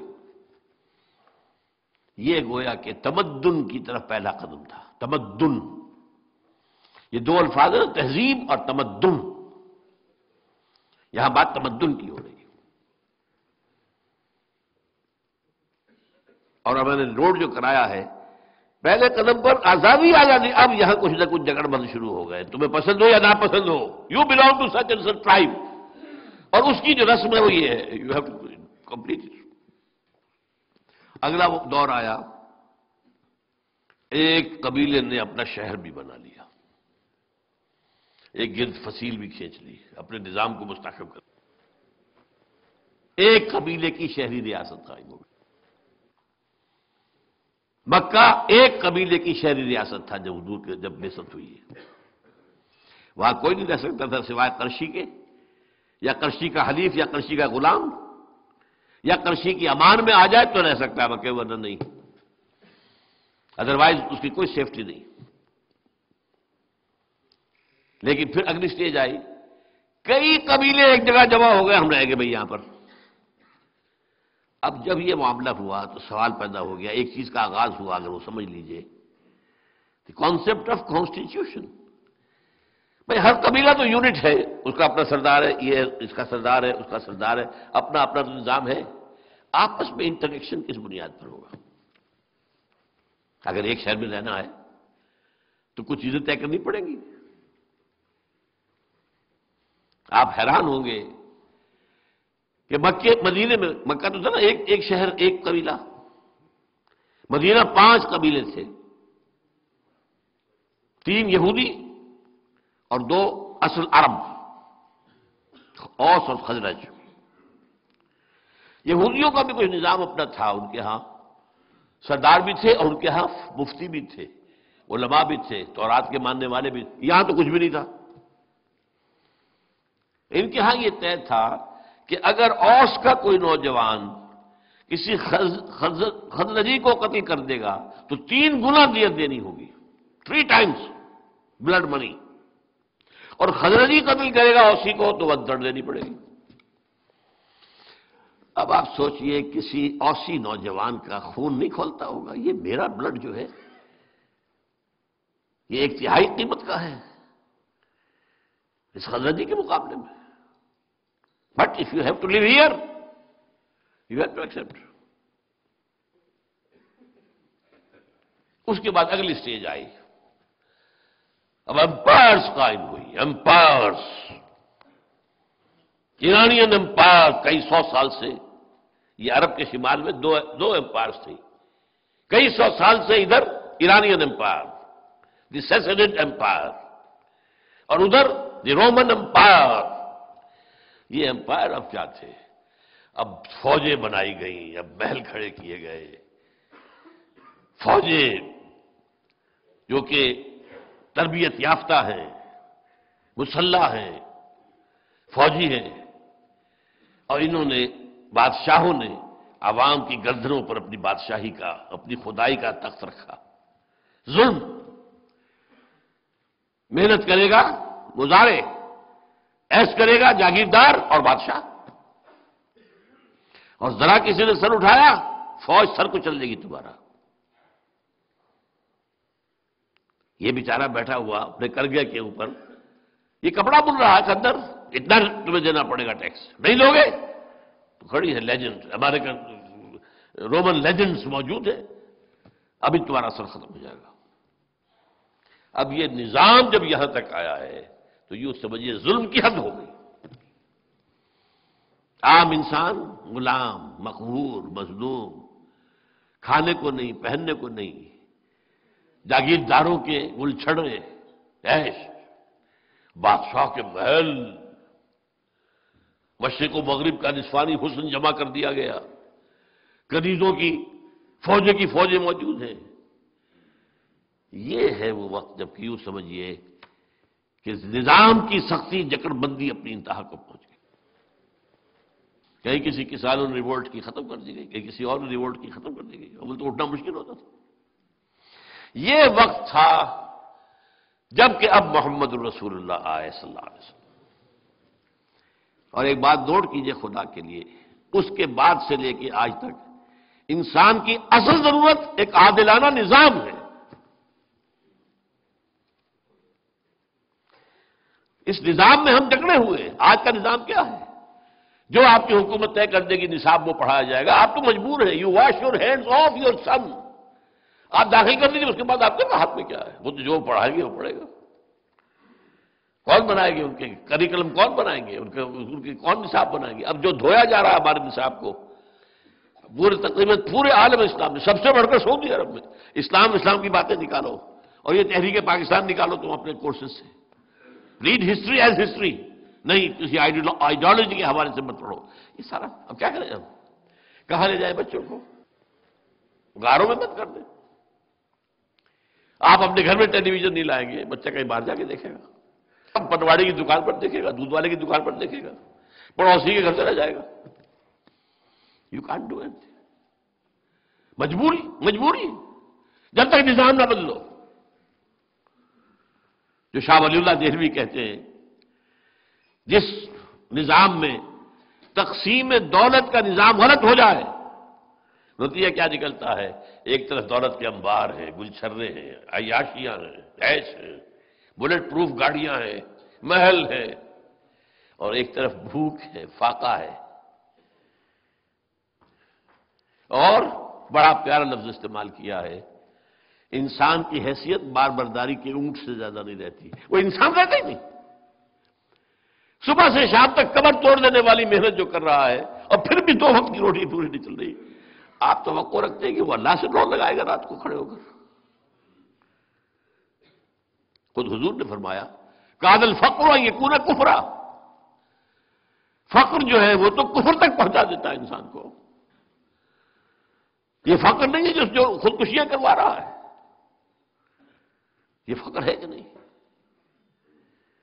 ماں اپنے 3 بچیوں سمیت آ کر اور ریل کے انجن کے سامنے کودتی ہے، تو وہ کہتے ہیں کہ جب ایسا ہو جائے تو یہ ایک 2 دھاری تلوار ہے، ایک تلوار ہے 2 دھار، ادھر بھی کاٹتی ادھر بھی کاٹتی۔ اگر ڈسٹریبیوشن آف دی ویلتھ کا نظام غلط ہے، ایک طرف انبار ہوں گے دولت کے، نتیجہ کیا نکلے گا؟ عیاشیاں ہوں گی، بدماشیاں ہوں گی، گلچھرے ہوں گے، سب کچھ ہوگا کہ نہیں ہوگا؟ ادھر بھی کاٹا، اخلاقی طور پر کاٹ دیا، ادھر بھوک ہے، فاقہ ہے، تو دنیا نے تیری یاد سے بیگانہ کر دیا، تو اس سے بھی دل فریب ہے غم روزگار کے، کہاں خدا، کہاں آخرت، کہاں قرآن، کہاں کی فکر اس کو بیچارے کو؟ وہ تو بار برداری کا اونٹ ہے، کوڑوں کا بیل ہے، نتھنگ مور دین دیٹ۔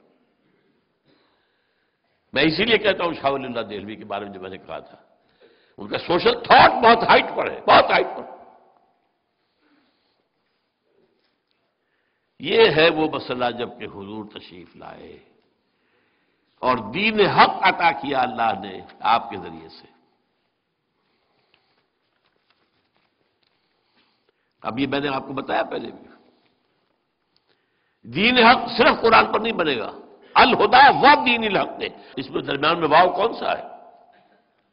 اس کو کہتے ہیں واو عطف، اور واو عطف کا قاعدہ ہے یہ معطوف اور معطوف علیہ میں مغایرت پیدا کرتا، میں اور وہ، یہ اور جو ہے تو میں اور ہوں وہ اور ہے،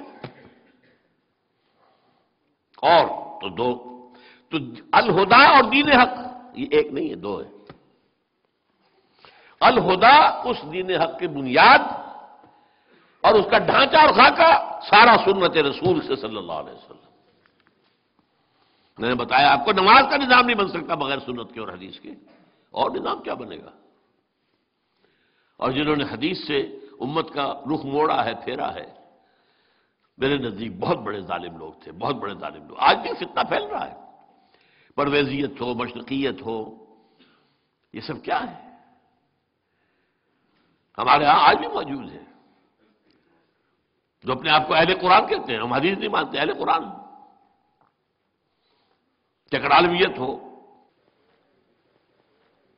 بہرحال اب دیکھیے یہ جو 2 چیزیں دی گئیں، الہدا، دین حق، ان کے ضمن میں فرض کیا ہے حضور پر؟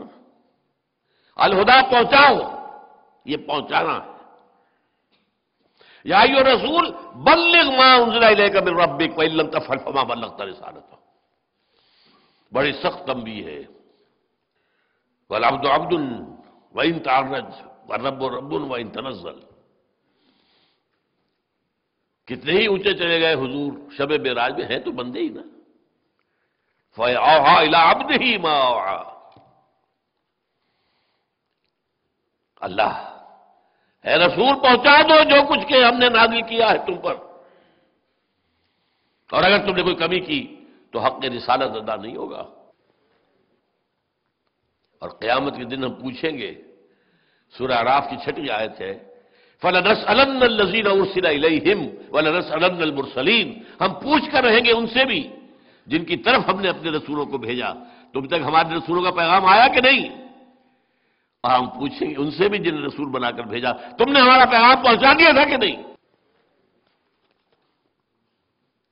یہی وجہ ہے کہ خطبہ حجۃ الوداع میں ذرا اندازہ کیجئے کیا تشویش ہوگی ذہن میں حضور کے، جس کی وجہ سے آپ نے اینڈ میں سوال کیا ہے، 1.25 لاکھ کا مجموعہ ہے۔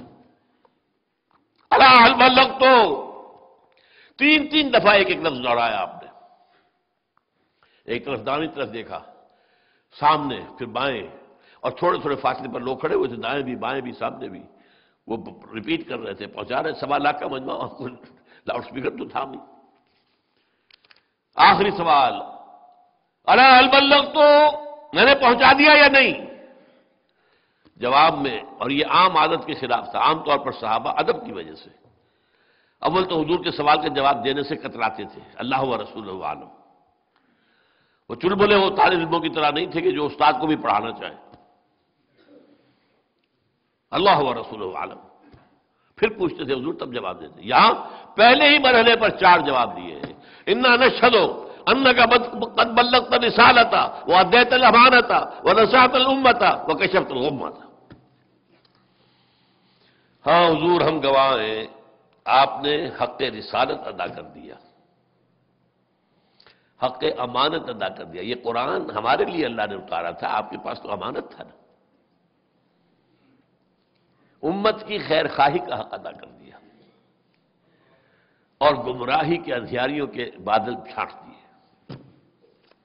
پھر الا هل بلغت، انا نشهد انک قد بلغت الرسالۃ وادیت الامانۃ ونصحت الامۃ وکشفت الغمۃ۔ یہ کیوں؟ اس لیے کہ وہ آیت سامنے تھی نا، فلنسألن الذین ارسل الیہم ولنسألن المرسلین۔ آخر رسول بھی بندہ ہے، ونشهد ان محمدا عبدہ ورسولہ، ان سے بھی تو محاسبہ ہوگا۔ اے اللہ، میں نے پہنچا دیا تھا، اس لیے گواہی لے لی ہے۔ اے اللہ، انہوں نے مان لیا تھا کہ میں نے پہنچا دیا تھا۔ تو کام الہدا کے ضمن میں کیا ہے؟ تبلیغ، اور اس کے ذریعے سے جو اضافی کام لینا ہے وہ میں اگلے لیکچر میں بیان کروں گا۔ اور دین کو تقاضا کامل ہو گیا، اسے قائم کرو، یہ صرف تبلیغ کی شے نہیں ہے، بس یہ بات سمجھ لیجئے نکتہ۔ دین محض تبلیغ کے لیے نہیں، دین کو قائم کرو، غالب کرو، قائم کر کے دکھاؤ۔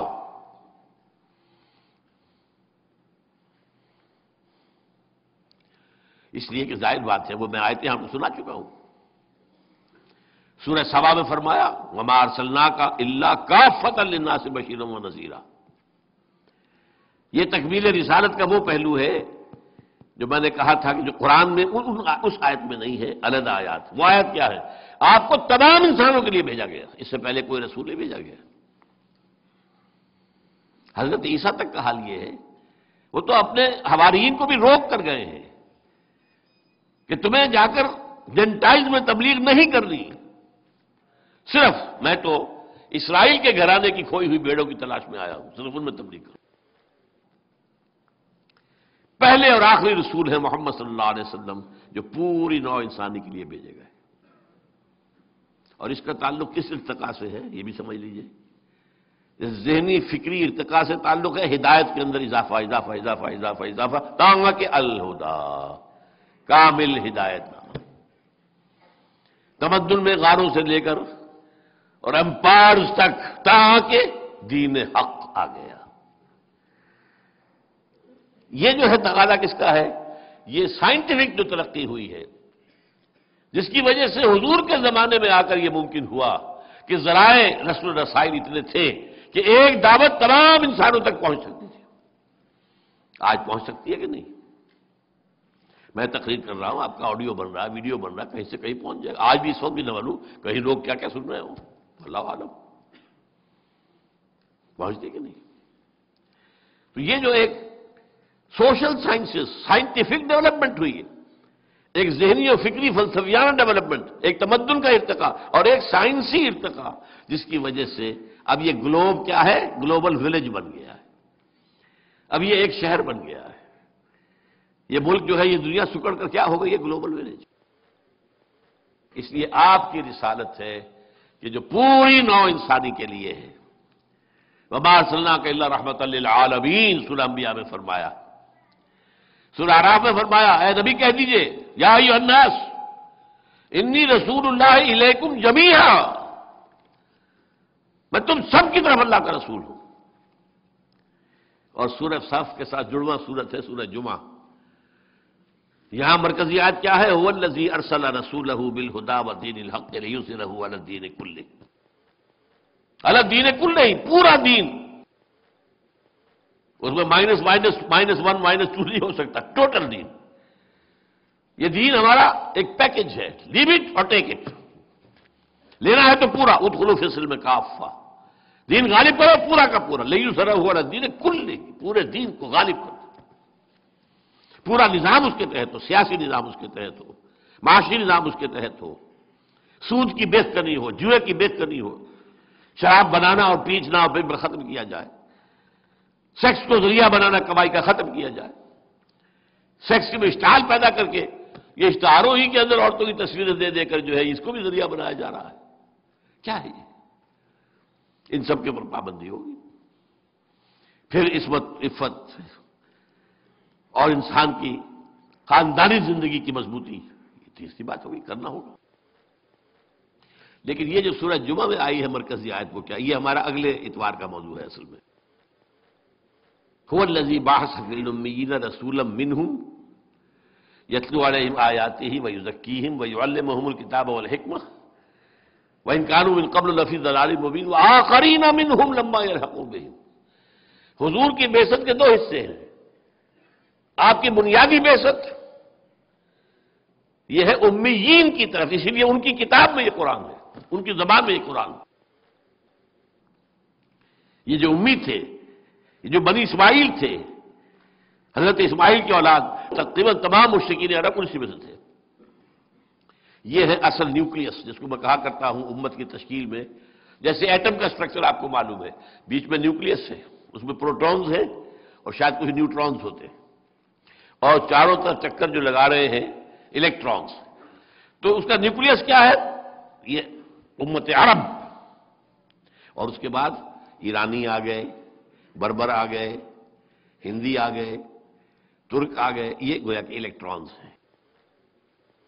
تو هو الذی بعث فی الامیین رسولا منہم یتلو علیہم آیاتہ ویزکیہم ویعلمہم الکتاب والحکمہ وإن كانوا من قبل لفی ضلال مبین وآخرین منہم لما یلحقوا بہم۔ انہی میں سے اور بھی ہیں جو ابھی ان میں شامل نہیں ہوئے، جو شامل ہوں گے تو اسی امت کا حصہ بن جائیں۔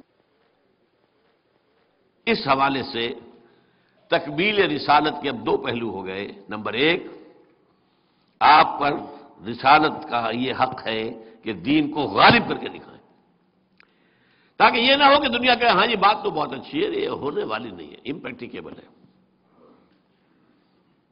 حضور سے تقریباً میں سمجھتا ہوں 1000 سال پہلے کتاب لکھی تھی افلاطون نے، ریپبلک، لیکن ساری دنیا جانتی ہے کہ وہ انہونا سا خواب تھا جو اس نے دیکھا تھا، ہونے والی بات ہی نہیں تھی، یہ تو خواب تھا، یوٹوپیا۔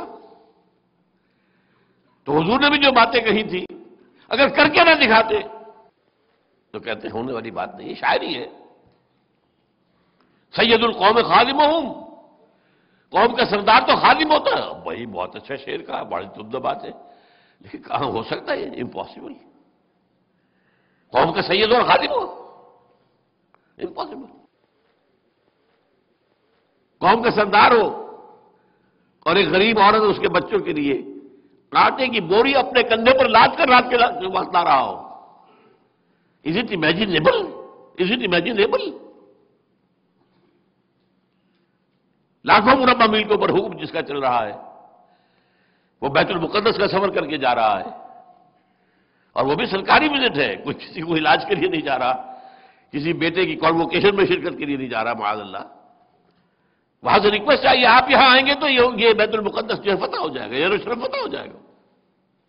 اس لیے کہ وہاں کے عیسائی علماء نے کہا تھا، اے مسلمانوں، ہماری کتابوں میں لکھا ہوا ہے کہ یہ شہر فتح ہوگا، لیکن جس کے ہاتھوں فتح ہوگا اس کی کچھ نشانیاں تم میں وہ نہیں ہے، یہ کبھی فتح نہیں ہوگا تمہارے ہاتھوں، چاہے تم قیامت تک پڑے رہو۔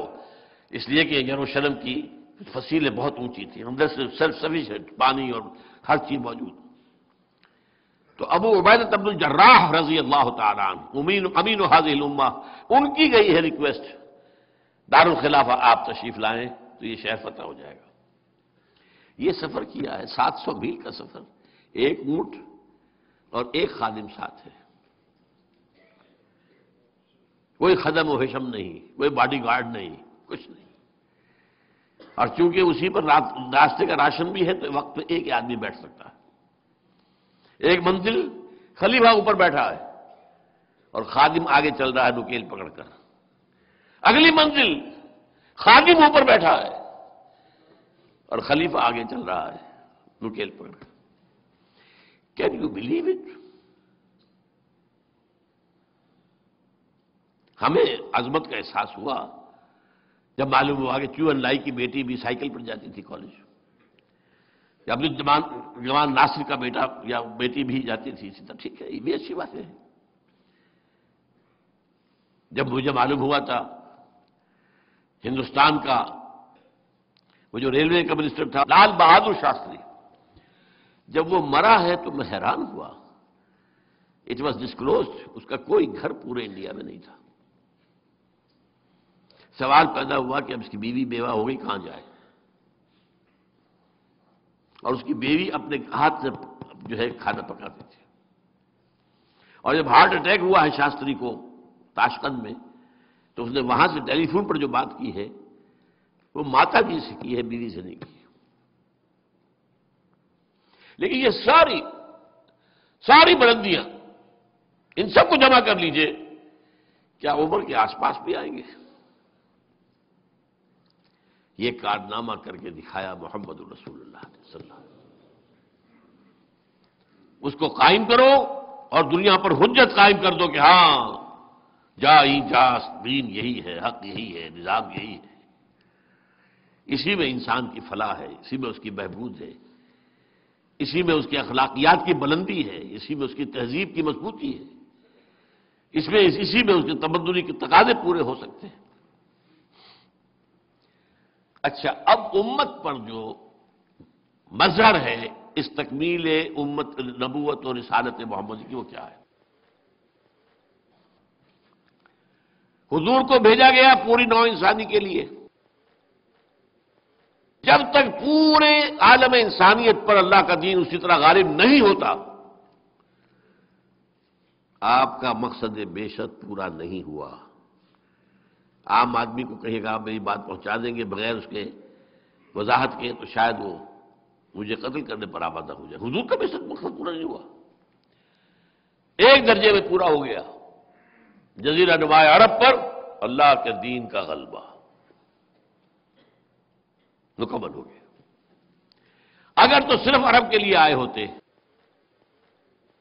تو ٹوٹل اکمپلشمنٹ ہو جاتی اس مشن کی. آپ تو بھیجے گئے تھے پوری نوع انسانی کے لیے.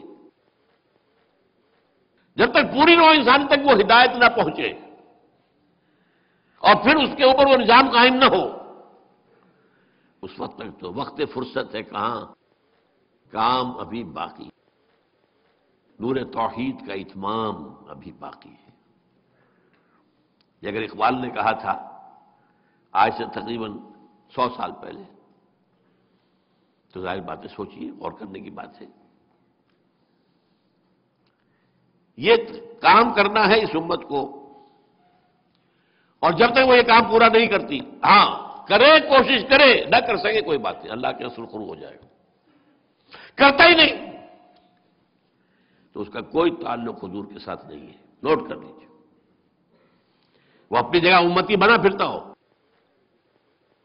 من رغب عن سنتی فلیس منی، جس کو میری سنت پسند نہیں اسے اس کا مجھ سے کوئی تعلق نہیں. دین کے اعتبار سے اور حضور کے ساتھ اپنے تعلق کے اعتبار سے اس بات کو نوٹ کر لیجیے. یہ کام ہونا ہے، اس کا سورہ کبرا قرآن مجید میں موجود ہے. یہ جو آج کانفرنس آپ کو دیا گیا ہے، یہ ہدیۃً، اس کو ذرا کھول لیجیے. میں چاہتا ہوں کہ آپ اس کا مطالعہ میرے ساتھ کر لیں مکمل. یہ جو اقبال نے کہا تھا کہ دنیا کو ہے پھر مار کا روح و بدن پیش، تہذیب نے پھر اپنے درندوں کو ابھارا، اللہ کو پابند دیے مومن پہ بھروسہ، ابلیس کو یورپ کی مشینوں کا سہارا. اللہ کا اٹل فیصلہ ہے کہ یہودیوں کی سازشوں کے علی الرغم نور توحید کا اتمام اور دین حق کا غلبہ ہو کر رہے گا. اس کے لیے سورہ کبرا کہاں ہے؟ جو ابھی ہم نے 2 آیتیں پڑھی. یریدون لیطفئوا نور اللہ بافواہہم واللہ متم نورہ ولو کرہ الکافرون هو الذی ارسل رسولہ بالہدی ودین الحق لیظہرہ علی الدین کلہ ولو کرہ المشرکون، یعنی بھیجا اپنے رسول کو دین حق کے غلبے کے لیے. یہ سغرا ہو گیا. کبرا کیا ہے؟ وعد اللہ الذین آمنوا منکم وعملوا الصالحات لَيَسْتَخْلِفَنَّهُمْ فِي الْأَرْضِ كَمَا اسْتَخْلَفَ الَّذِينَ مِن قَبْلِهِمْ وَلَيُمَكِّنَنَّ لَهُمْ دِينَهُمْ الَّذِي ارْتَضَىٰ لَهُمْ وَلَيُبَدِّلَنَّهُمْ مِن بَعْدِ خَوْفِهِمْ أَمْنًا يَعْبُدُونَنِي لَا يُشْرِكُونَ بِي شَيْئًا وَمَن كَفَرَ بَعْدَ ذَلِكَ فَأُولَٰئِكَ هُمُ الْفَاسِقُونَ. اس کا ترجمہ آپ جا کر پڑھ لیجئے گا، خود پڑھ لیجئے گا. اللہ نے وعدہ کیا ہے ایمان سے کہ یہ خلافت مل کر رہے گی، جبکہ ابھی حالات مدینے میں اتنے خطرناک تھے کہ ہر وقت اندیشہ رہتا تھا کہ ابھی کفر آئے گا، حملہ ہو جائے گا. یہ غزوہ احزاب سے پہلے کی بات ہے جس کا ذکر ہو رہا ہے. غزوہ احزاب اس میں سورہ نور کے اندر یہ آیت نازل ہوئی ہے. اب تیسرے صفحے پہ آئیے، چوتھے صفحے پہ. خلافت علی منہاج النبوت کا دور دوبارہ آ کر رہے گا. یہ ایک لمبی حدیث ہے. حضور نے اپنے زمانے سے لے کر اور قیامت تک 5 ادوار گنا دیے. یہ بھی جا کر پڑھیے گا، میں اس وقت تو صرف کروا رہا ہوں آپ کو ساتھ ساتھ، لیکن اس کی اہمیت کیا ہے یہ ہم نے آپ کی خدمت میں ہدیہ پیش کیا ہے. یہ جا کر پھینک نہ دیجیے خدا کے لیے، بہت بڑی توہین کی مرتکب ہو جائیں گے اور میں سمجھتا ہوں خیانت ہوگی.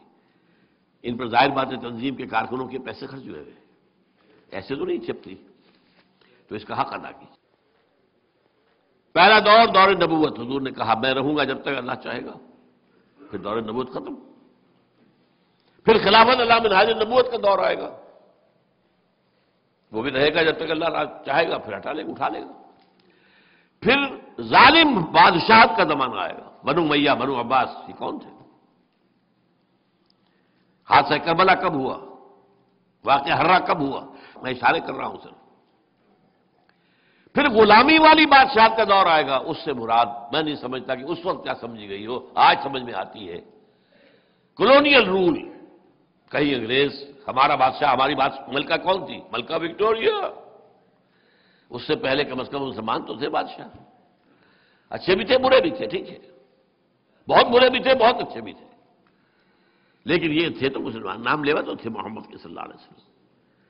پھر تو پورے عالم اسلام پر کہیں انگریز، کہیں فرانسیسی، کہیں ولندیزی، کہیں پورچوگیز، کہیں اسپینیئرز، کہیں اٹالینز، کہیں فرنچ. یہ ہوا کہ نہیں؟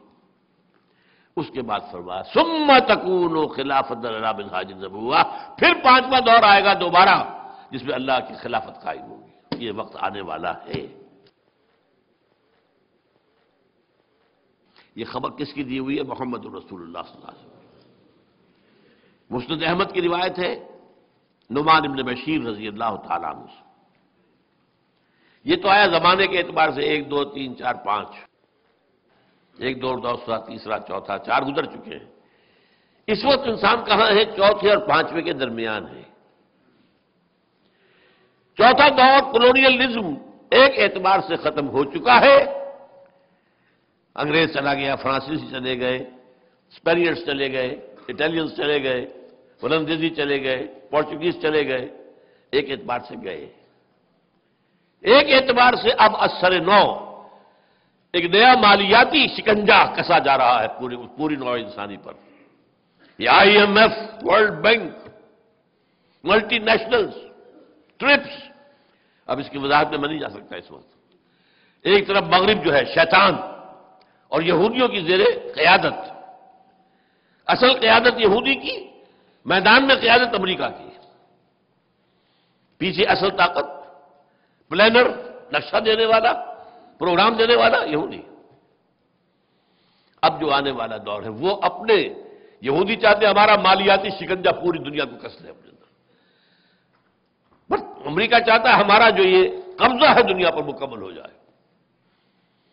اور زائنسٹ جو ایجنڈا ہے 5 نکاتی، ایک بہت بڑی جنگ ہو جس میں گریٹر اسرائیل قائم ہو جائے، وہاں سارے دنیا کے یہودی لا کے جمع کر دیے جائیں. اس کے بعد جو ہے دنیا میں وہاں ان کا دجال ظاہر ہوگا جو ان کو کہے گا میں مسیحا ہوں اور پوری دنیا ہم فنا کریں گے. پھر جنگوں کا دور ہوگا، حضرت جو ہے مہدی آئیں گے، حضرت عیسیٰ نازل ہوں گے، پھر جو ہے عالمی سطح پر اسلام کا نظام قائم ہوگا اور وہ نظام پھر گلوبل ہوگا. اس کو میں نے صرف بیان اس وقت کر دیا. اگلی حدیث پڑھ لیجئے. جب یہ نیا نظام اب آئے گا تو اس کی ایکسٹینٹ کیا ہوگی، کتنا پھیلا ہوا ہوگا؟ کل جہاں معمور ہوگا نغمہ توحید سے. عن ثوبان رضی اللہ عنہ قال رسول اللہ صلی اللہ علیہ وسلم ان اللہ زوالی الارض فرأيت مشارقها ومغاربها وان امتی سيبلغ ملكها ما زوي لي منها. حضرت ثوبان فرماتے ہیں کہ رسول اللہ صلی اللہ علیہ وسلم نے فرمایا ہے کہ میرے لیے پوری زمین کو لپیٹ کر مجھے دکھا دیا گیا، اور سن لو میری امت کی حکومت ان تمام علاقوں پر قائم ہو کر رہے گی جو زمین کو لپیٹ کر مجھے دکھا دیے گئے. اور یہ مسلم شریف کی روایت ہے، معمولی نہیں. مسلم شریف، ترمذی، ابو داؤد، ابن ماجہ. اور یہی وہ نقشہ ہے اصل میں جو اقبال نے بیان کیا ہے.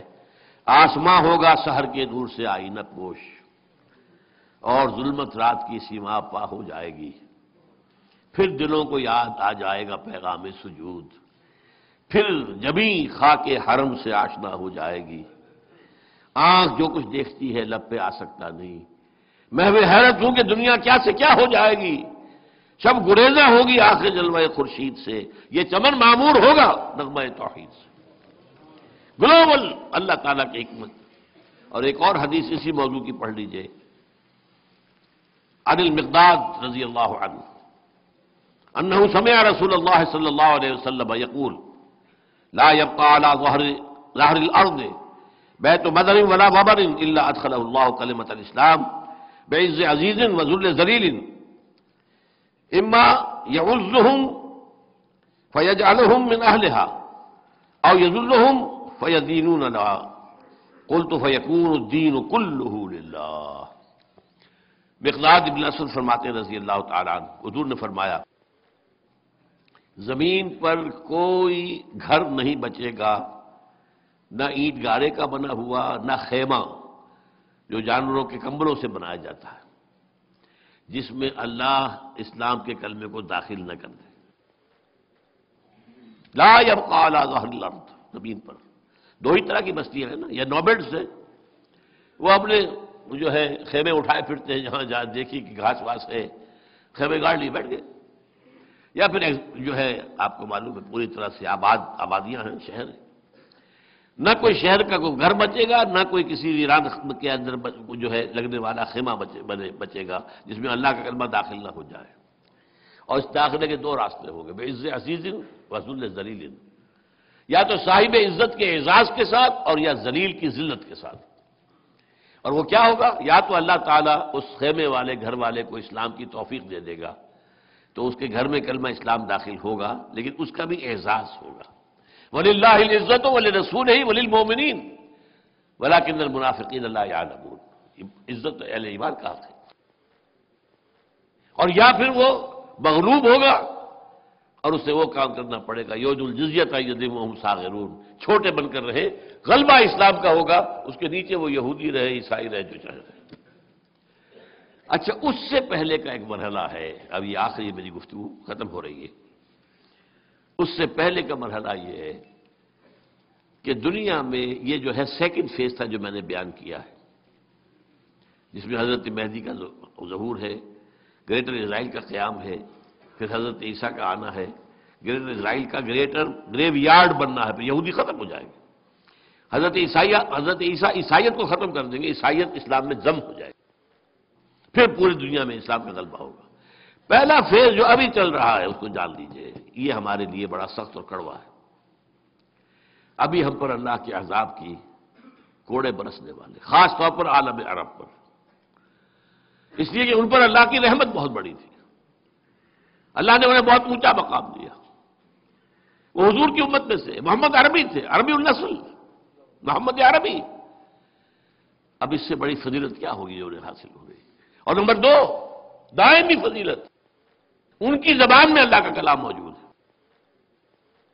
پھر بھی انہوں نے کہیں بھی ایک چپا زمین پر بھی، جیسے وہ کولونیلزم سے فارغ ہوتے گئے، کسی نے امریکہ کو اپنا قبلہ بنا لیا، کعبہ بنا لیا، کسی نے روس کو بنا لیا، اسلام میں نہیں۔ بدترین سزا کے مستحق وہ ہیں، اور اس کی خبر حضور نے دے رکھی ہے، ویل للعرب من شر قد اقترب، ہلاکت، بربادی، تباہی ہے عربوں کے لیے اس شر سے جو قریب آ چکا ہے، زیادہ دور نہیں ہے۔ لیکن نمبر 2 ہم ہیں پاکستانی، ہم نے ایک ملک حاصل کیا اسلام کے نام پر، اللہ سے گڑ گڑا کر اللہ ہمیں انگریز کی غلامی سے نکال کر ہندو کی غلامی سے جانے سے بچا لے۔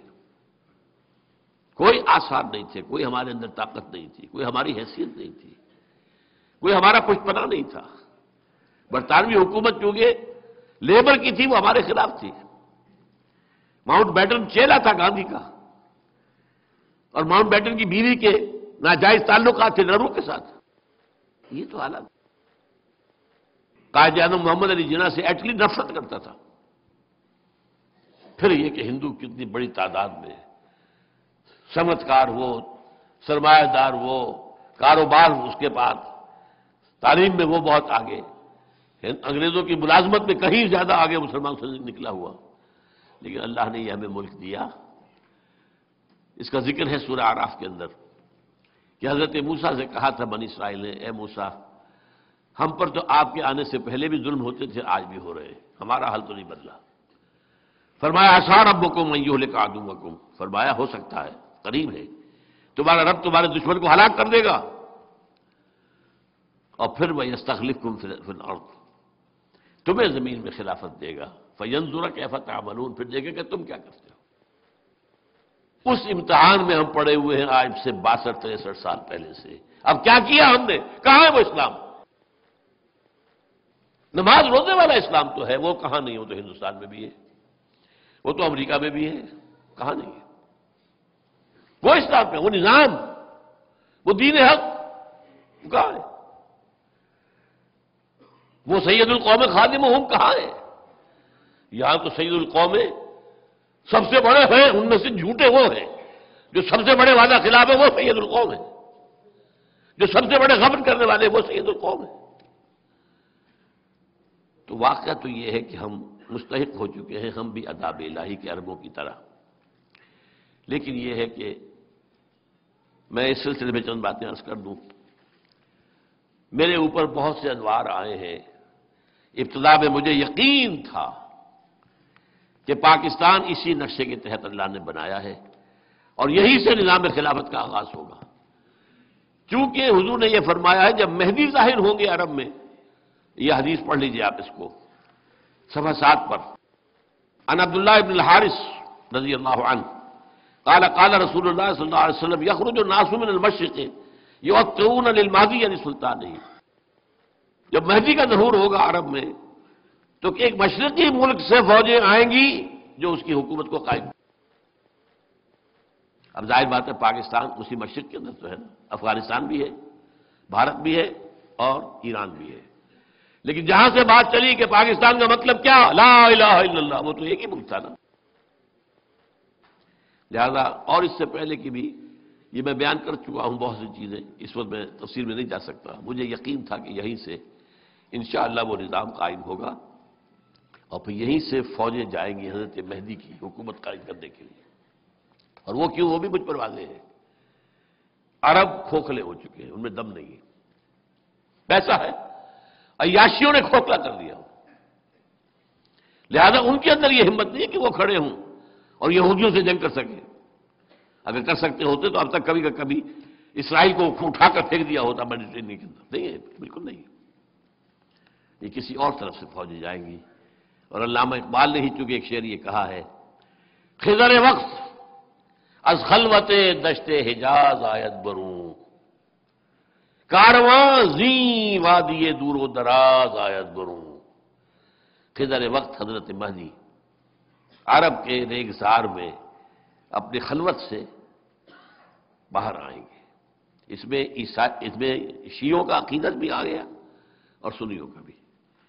شیعہ کے نزدیک مہدی کون ہے؟ ان کے 12ویں امام ہیں جو چھپے ہوئے ہیں، یہ مصرع کور کر رہا ہے ان کو بھی، اور ہمارے ہاں کیا روایت ہے کہ عرب میں ایک بادشاہ کے انتقال کے بعد خانہ جنگی شروع ہوگی، اس وقت ایک شخص بھاگ کر مدینے سے مکے میں چھپ جائے گا، یعنی لوگ دیکھ رہے ہوں گے کہ شاید یہ اس وقت میں سامنے آئے اور قوم کی کچھ رہنمائی صحیح کرے، اور وہ بچ کر جائے گا، پھر لوگ انہیں وہاں سے خلوت سے کھینچ کر دھڑا تلاش کر کے نکال کر لائیں گے اور ان کے ہاتھ پر بیعت کریں گے، وہ مہدی ہوگی۔ تو مصرع جو ہے نمبر 1 دونوں کو کور کر رہا ہے۔ خضر وقت از خلوت دشت حجاز آیت بروں، کارواں زی وادی دور و دراز آیت۔ یہ وادی کون سی ہے جس میں آپ بیٹھے ہوئے؟ کبھی سوچا ہے؟ یہ وادی سندھ ہے۔ وادی کسے کہا کرتے ہیں؟ 2 پہاڑی سلسلے ہیں، اس کے درمیان میں وادی ہے، کوئی بڑی ندی، کوئی بڑا جو ہے دریا بہ رہا ہے۔ وادی سندھ، پورا پنجاب بھی اسی میں شامل ہے، وہ تو ہم سے چھین لیا گیا نا، ورنہ ایسٹ پنجاب کے دریا کہاں آ رہے تھے؟ دریا بیاس، دریا ستلج، دریا راوی ادھر سے آ رہے تھے نا، پھر اوپر سے سارے دریائے گلگت ہو، منزا ہو، سب وہیں آ رہے ہیں۔ پھر آئیے ایسٹ افغانستان کے سارے دریا ادھر آ رہے ہیں۔ دریا کابل کہاں سے آ رہا ہے؟ دریا گومل، دریا ٹوچی، دریا بولان۔ تو یہ در حقیقت یہ سب مشرقی حصہ افغانستان کا اور یہ مغربی حصہ انڈیا کا، یہ وادی سندھ ہے۔ اس وادی میں پہلے اسلام کہیں قائم ہوگا، یہ یقین کی حد تک تھا، لیکن بعد میں جو حالات ہوئے ہیں اس میں مد و جزر آتا رہا ہے، کبھی امید پیدا ہوئی، کبھی کمزوری جو ہے اس میں مایوسی کی انتہا ہو گئی۔ آج سے 5-6 سال پہلے میں نے یہیں پر تقریر کی تھی، کیا پاکستان کے خاتمے کا یہ الٹی گنتی شروع کی جا چکی ہے؟ میں نے کہا تھا ہاں، میری مایوسی انتہائی لوئسٹ ایپ پر تھی اس وقت، شاید اللہ تعالیٰ اس میں کوئی نئی زندگی پیدا کر دے ہمارے، لیکن اس کے لیے کام تو مجھے اور آپ کو کرنا ہے، اس کو مت بھول جائیے۔ اصل رول تو میرا اور آپ کا ہے، کیا کرنا ہے، کیسے کرنا ہے۔ چنانچہ میں نے کہا تھا یہ ہے میرا جو اگلے اتوار کا جو موضوع ہے، جہاں سے کہ اصل میں یہ تو ساری ابھی علمی باتیں ہیں جو آپ کے سامنے آئی ہیں۔ حضور کا مقام و مرتبہ کیا ہے، وہ آج اس لیے تھا کہ ہم اپنا فرض سمجھیں، حضور کے مقصد بعثت کے حوالے سے ہمارا فرض منصبی کیا ہے، ہمیں کیا کرنا ہے۔ اگر ہم سچے امتی ہیں حضور کے تو ہماری ذمہ داری کیا ہے۔ بہرحال اب اس صورت میں آپ سے آخری بات کہہ رہا ہوں کہ یہ جو ہونے والا ہے معاملہ، اس کے اندر جو کام جو اب کرنا ہے اس کو 2 حصوں میں سمجھیے، بلکہ ایک جملہ پہلے اور میری آج کی گفتگو کا حاصل میں آپ کو ایک شعر کے حوالے سے بتانا چاہتا ہوں۔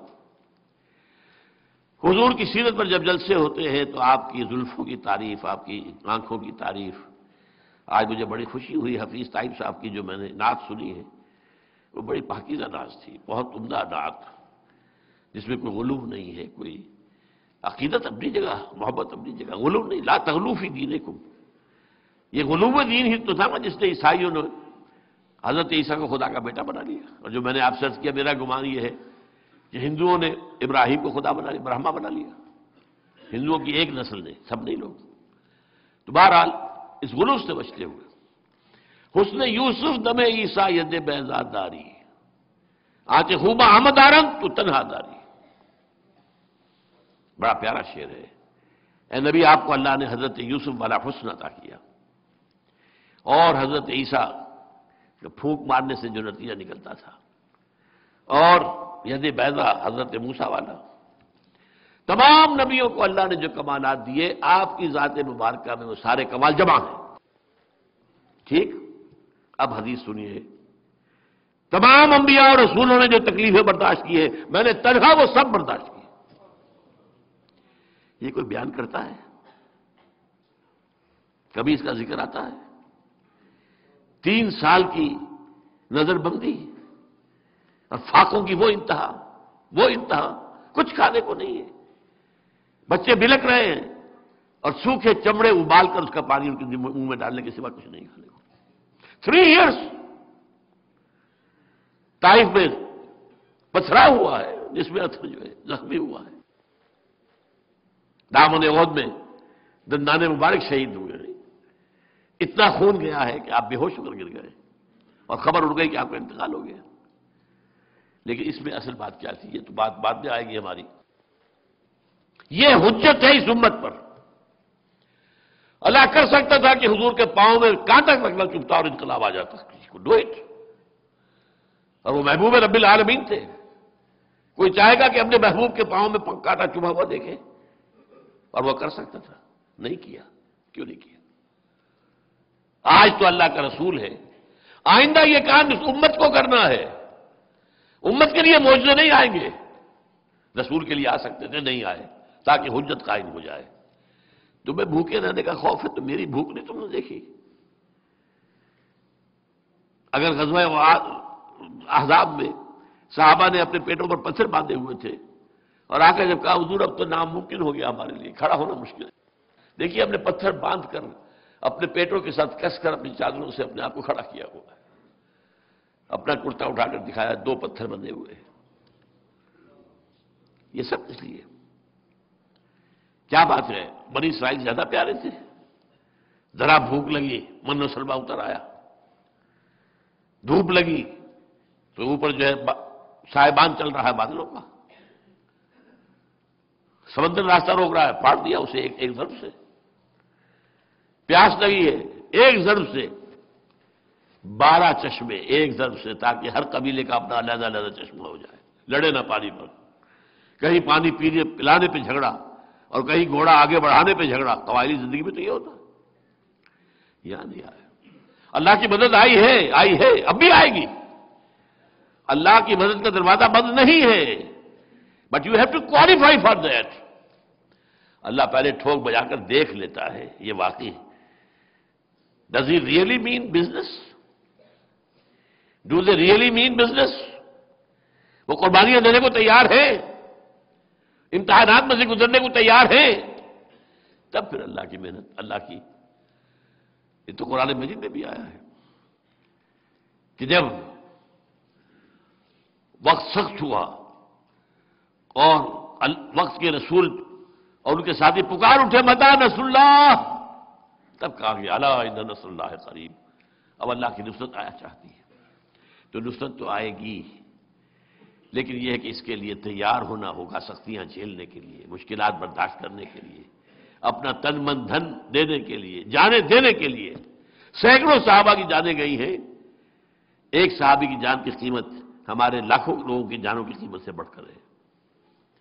یہ کام ہوگا، لیکن میں اب آپ سے عرض کر رہا ہوں، حجت قائم کی گئی پوری نوع انسانی پر۔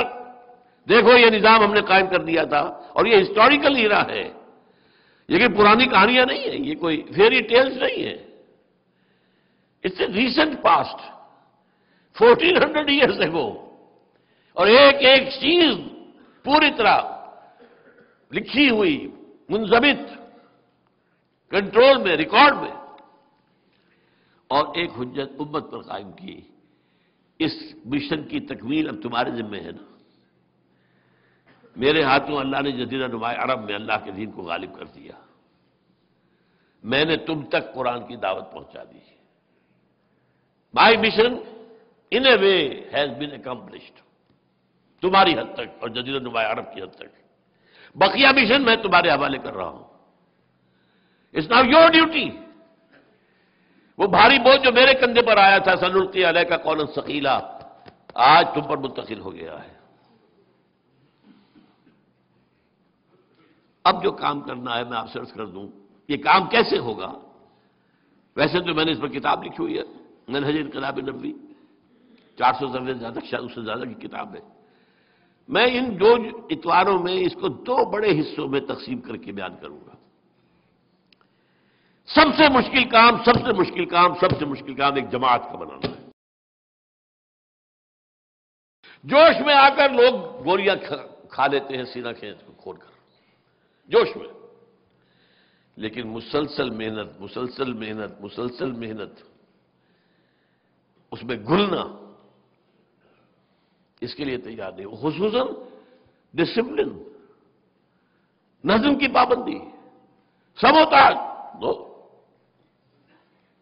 سب سے مشکل کام جماعت بنانا ہے۔ جماعت بنے گی تو وہ جہاد کرے گی۔ ہمیں یہ ہے یا تو جہاد کے اوپر جاتے سیدھے، جاؤ یہ بس 30 دن کی ٹریننگ ہے، لے لو جا کر، اور جا کر جو ہے لے کر یہ کلاشن کو نکل جاؤ، چاہے وہ کشمیر میں چلے جاؤ چاہے افغانستان، بھائی نہیں، اس جہاد کے لیے جماعت حضور نے بنائی تھی 12 برس میں. وہ کیسے بنائی تھی؟ اگلے اتوار کا میرا اصل موضوع یہ ہے. اور پھر لاسٹ جو ہے وہ تصادم جب ہوا ہے، پھر اس تصادم کے مراحل کیا تھے، اس کے مین فیچرز کیا تھے، اس پر ہماری انشاءاللہ گفتگو مکمل ہو جائے گی. اقول قولی ھذا واستغفر اللہ لی ولکم ولسائر المسلمین والمسلمات.